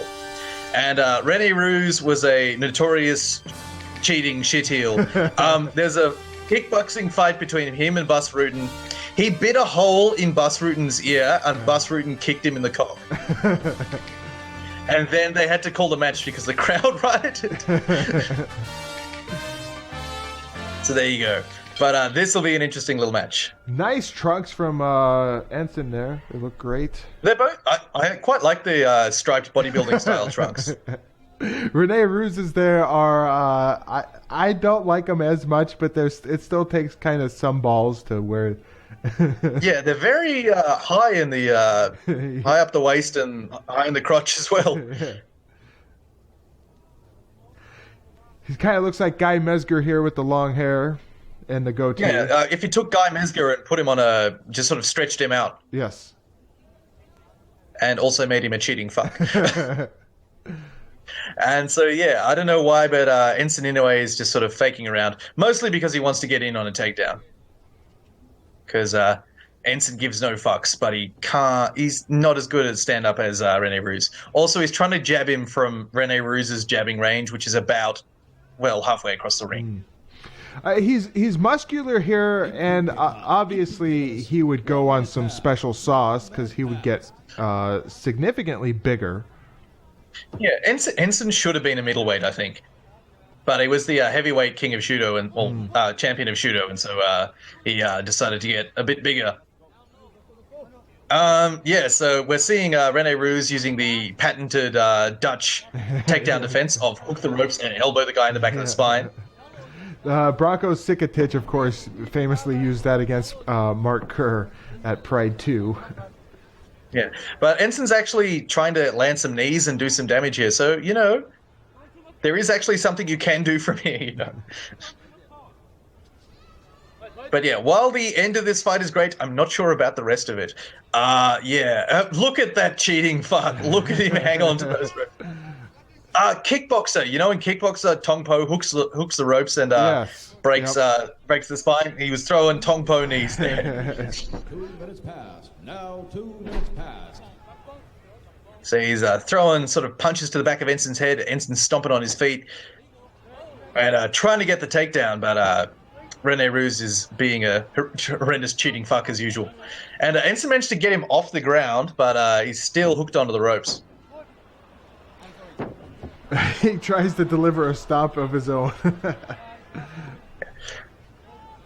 So yeah, if ever you're up against a Dutchman, this is how to fight them. You get them against the ropes, and then you just murder the shit out of their legs so they can't kick you. Yes.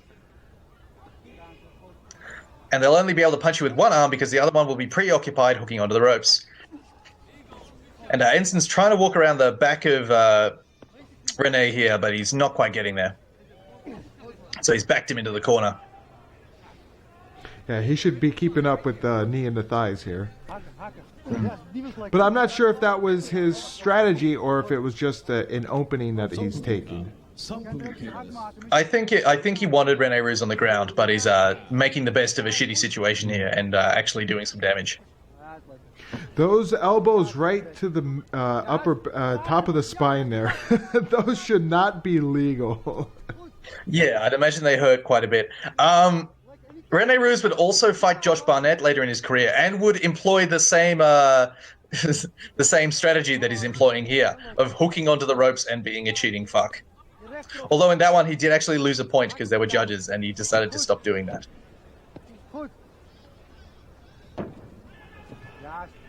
Yeah, that looks like that was at a K1 MMA event. Roman X in 2004. And then he would fight Fedor. Or no, he would fight Fedor's brother.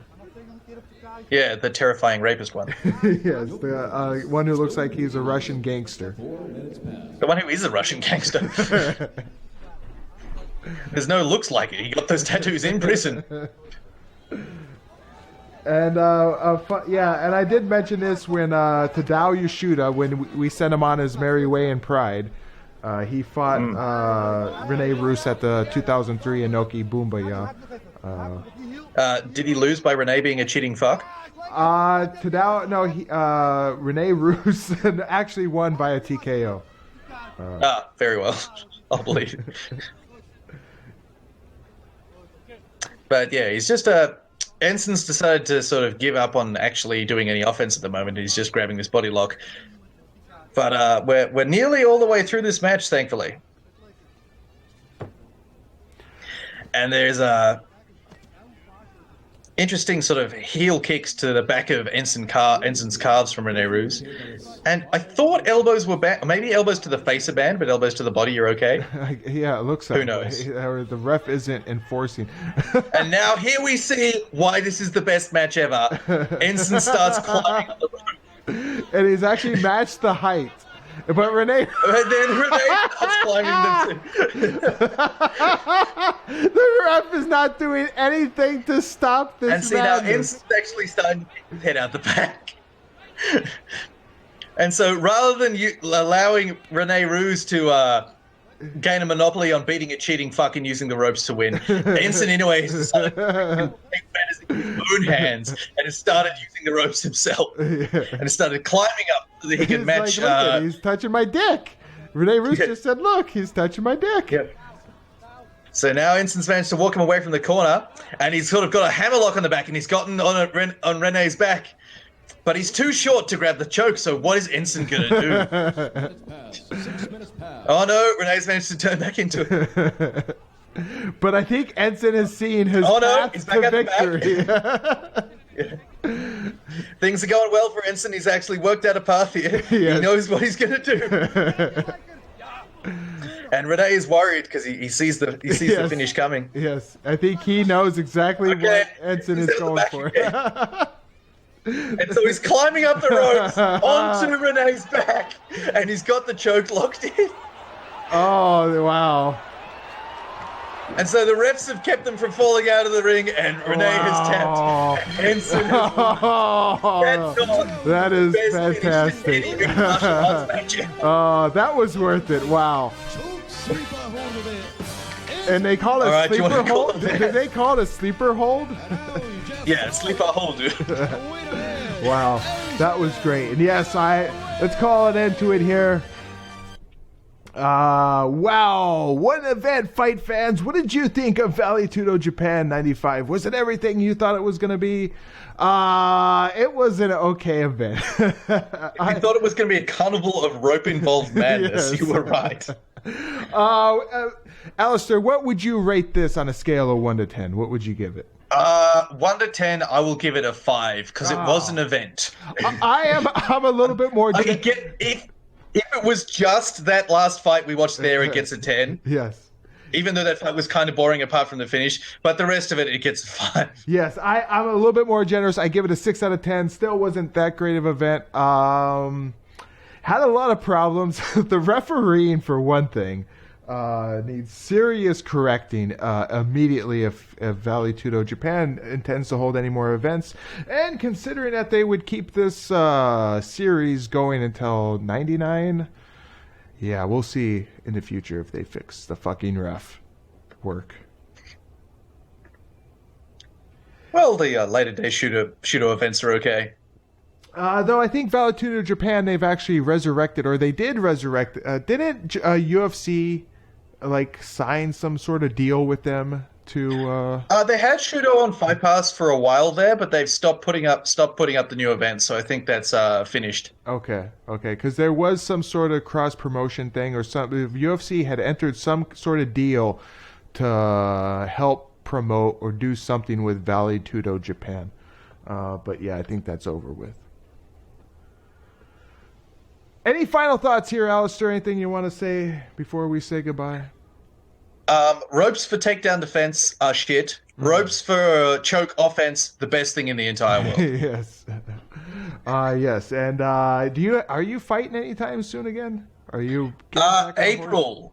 April. Yeah. April on a Storm show. I will send you the poster for that because it is just the greatest little thing. It is awful and great in the same time, and I hope you throw it up at the end of this event. Or email it to you. Send it to me and I will. And hopefully it's not as cringe as the last Rising poster was. I just couldn't stand that fucking poster. And they were so proud of it. They pumped this poster out all over the place. They were so proud of it. I thought it was one of the stupidest fucking things I've ever seen in my life. I'll agree. There was one for Shudo that was quite good. That was in the same sort of vein. And one for Pancras that I cannot find for the life of me, but that was also quite good. And they were both sort of manga-based, but yeah. It is better than that. The front of the Vale Tudo Japan 94 program, the program that you got at the event with that sort of painted version of Rickson Gracie. That beautiful Baroque Rickson Gracie, yeah. Yes, I've made a poster out of that. It's actually not too good. I want to try and buy an original version of the program so I can scan it and then make a proper full resolution poster. Those programs are hard to come by. It's one on eBay for $120, and I've been contemplating buying it, but that's a lot of money for just one simple task of making a scan of it. So, Yeah, I can understand not wanting to do that. My one goal in life is to get an original Pancrase shin guard. Okay, well, that's something that might be... I don't know. Do those come up for sale very often? I know Frank Shamrock has one left. Okay. But otherwise, I got no idea. Well, fight fans, if you know how to get a hold of that shin guard, if you have a copy of the Vale Tudo Japan 94 program that you are willing to make a scan of, let us know in the comments. We would love to get hooked up with you if you have either of those two things. But for now, we must bid you adieu. So for Alistair... Yep. The crazy fighting Australian, actually taking having some time in between his fights here. Unlike last time, he had, what was it, a 2-week turnaround? Yeah, 2-week turnover with a 30-minute Shark Tank in between. yeah, that's pretty tough. So I'll see if I can get that poster, put it up, go support Alistair in his fight coming up. I am the most dangerous man alive today. Stay tuned for more. Pride Resurrection coming soon. Yeah, I've kind of fucked up this whole outro here. So goodbye. See you later. All right, buddy.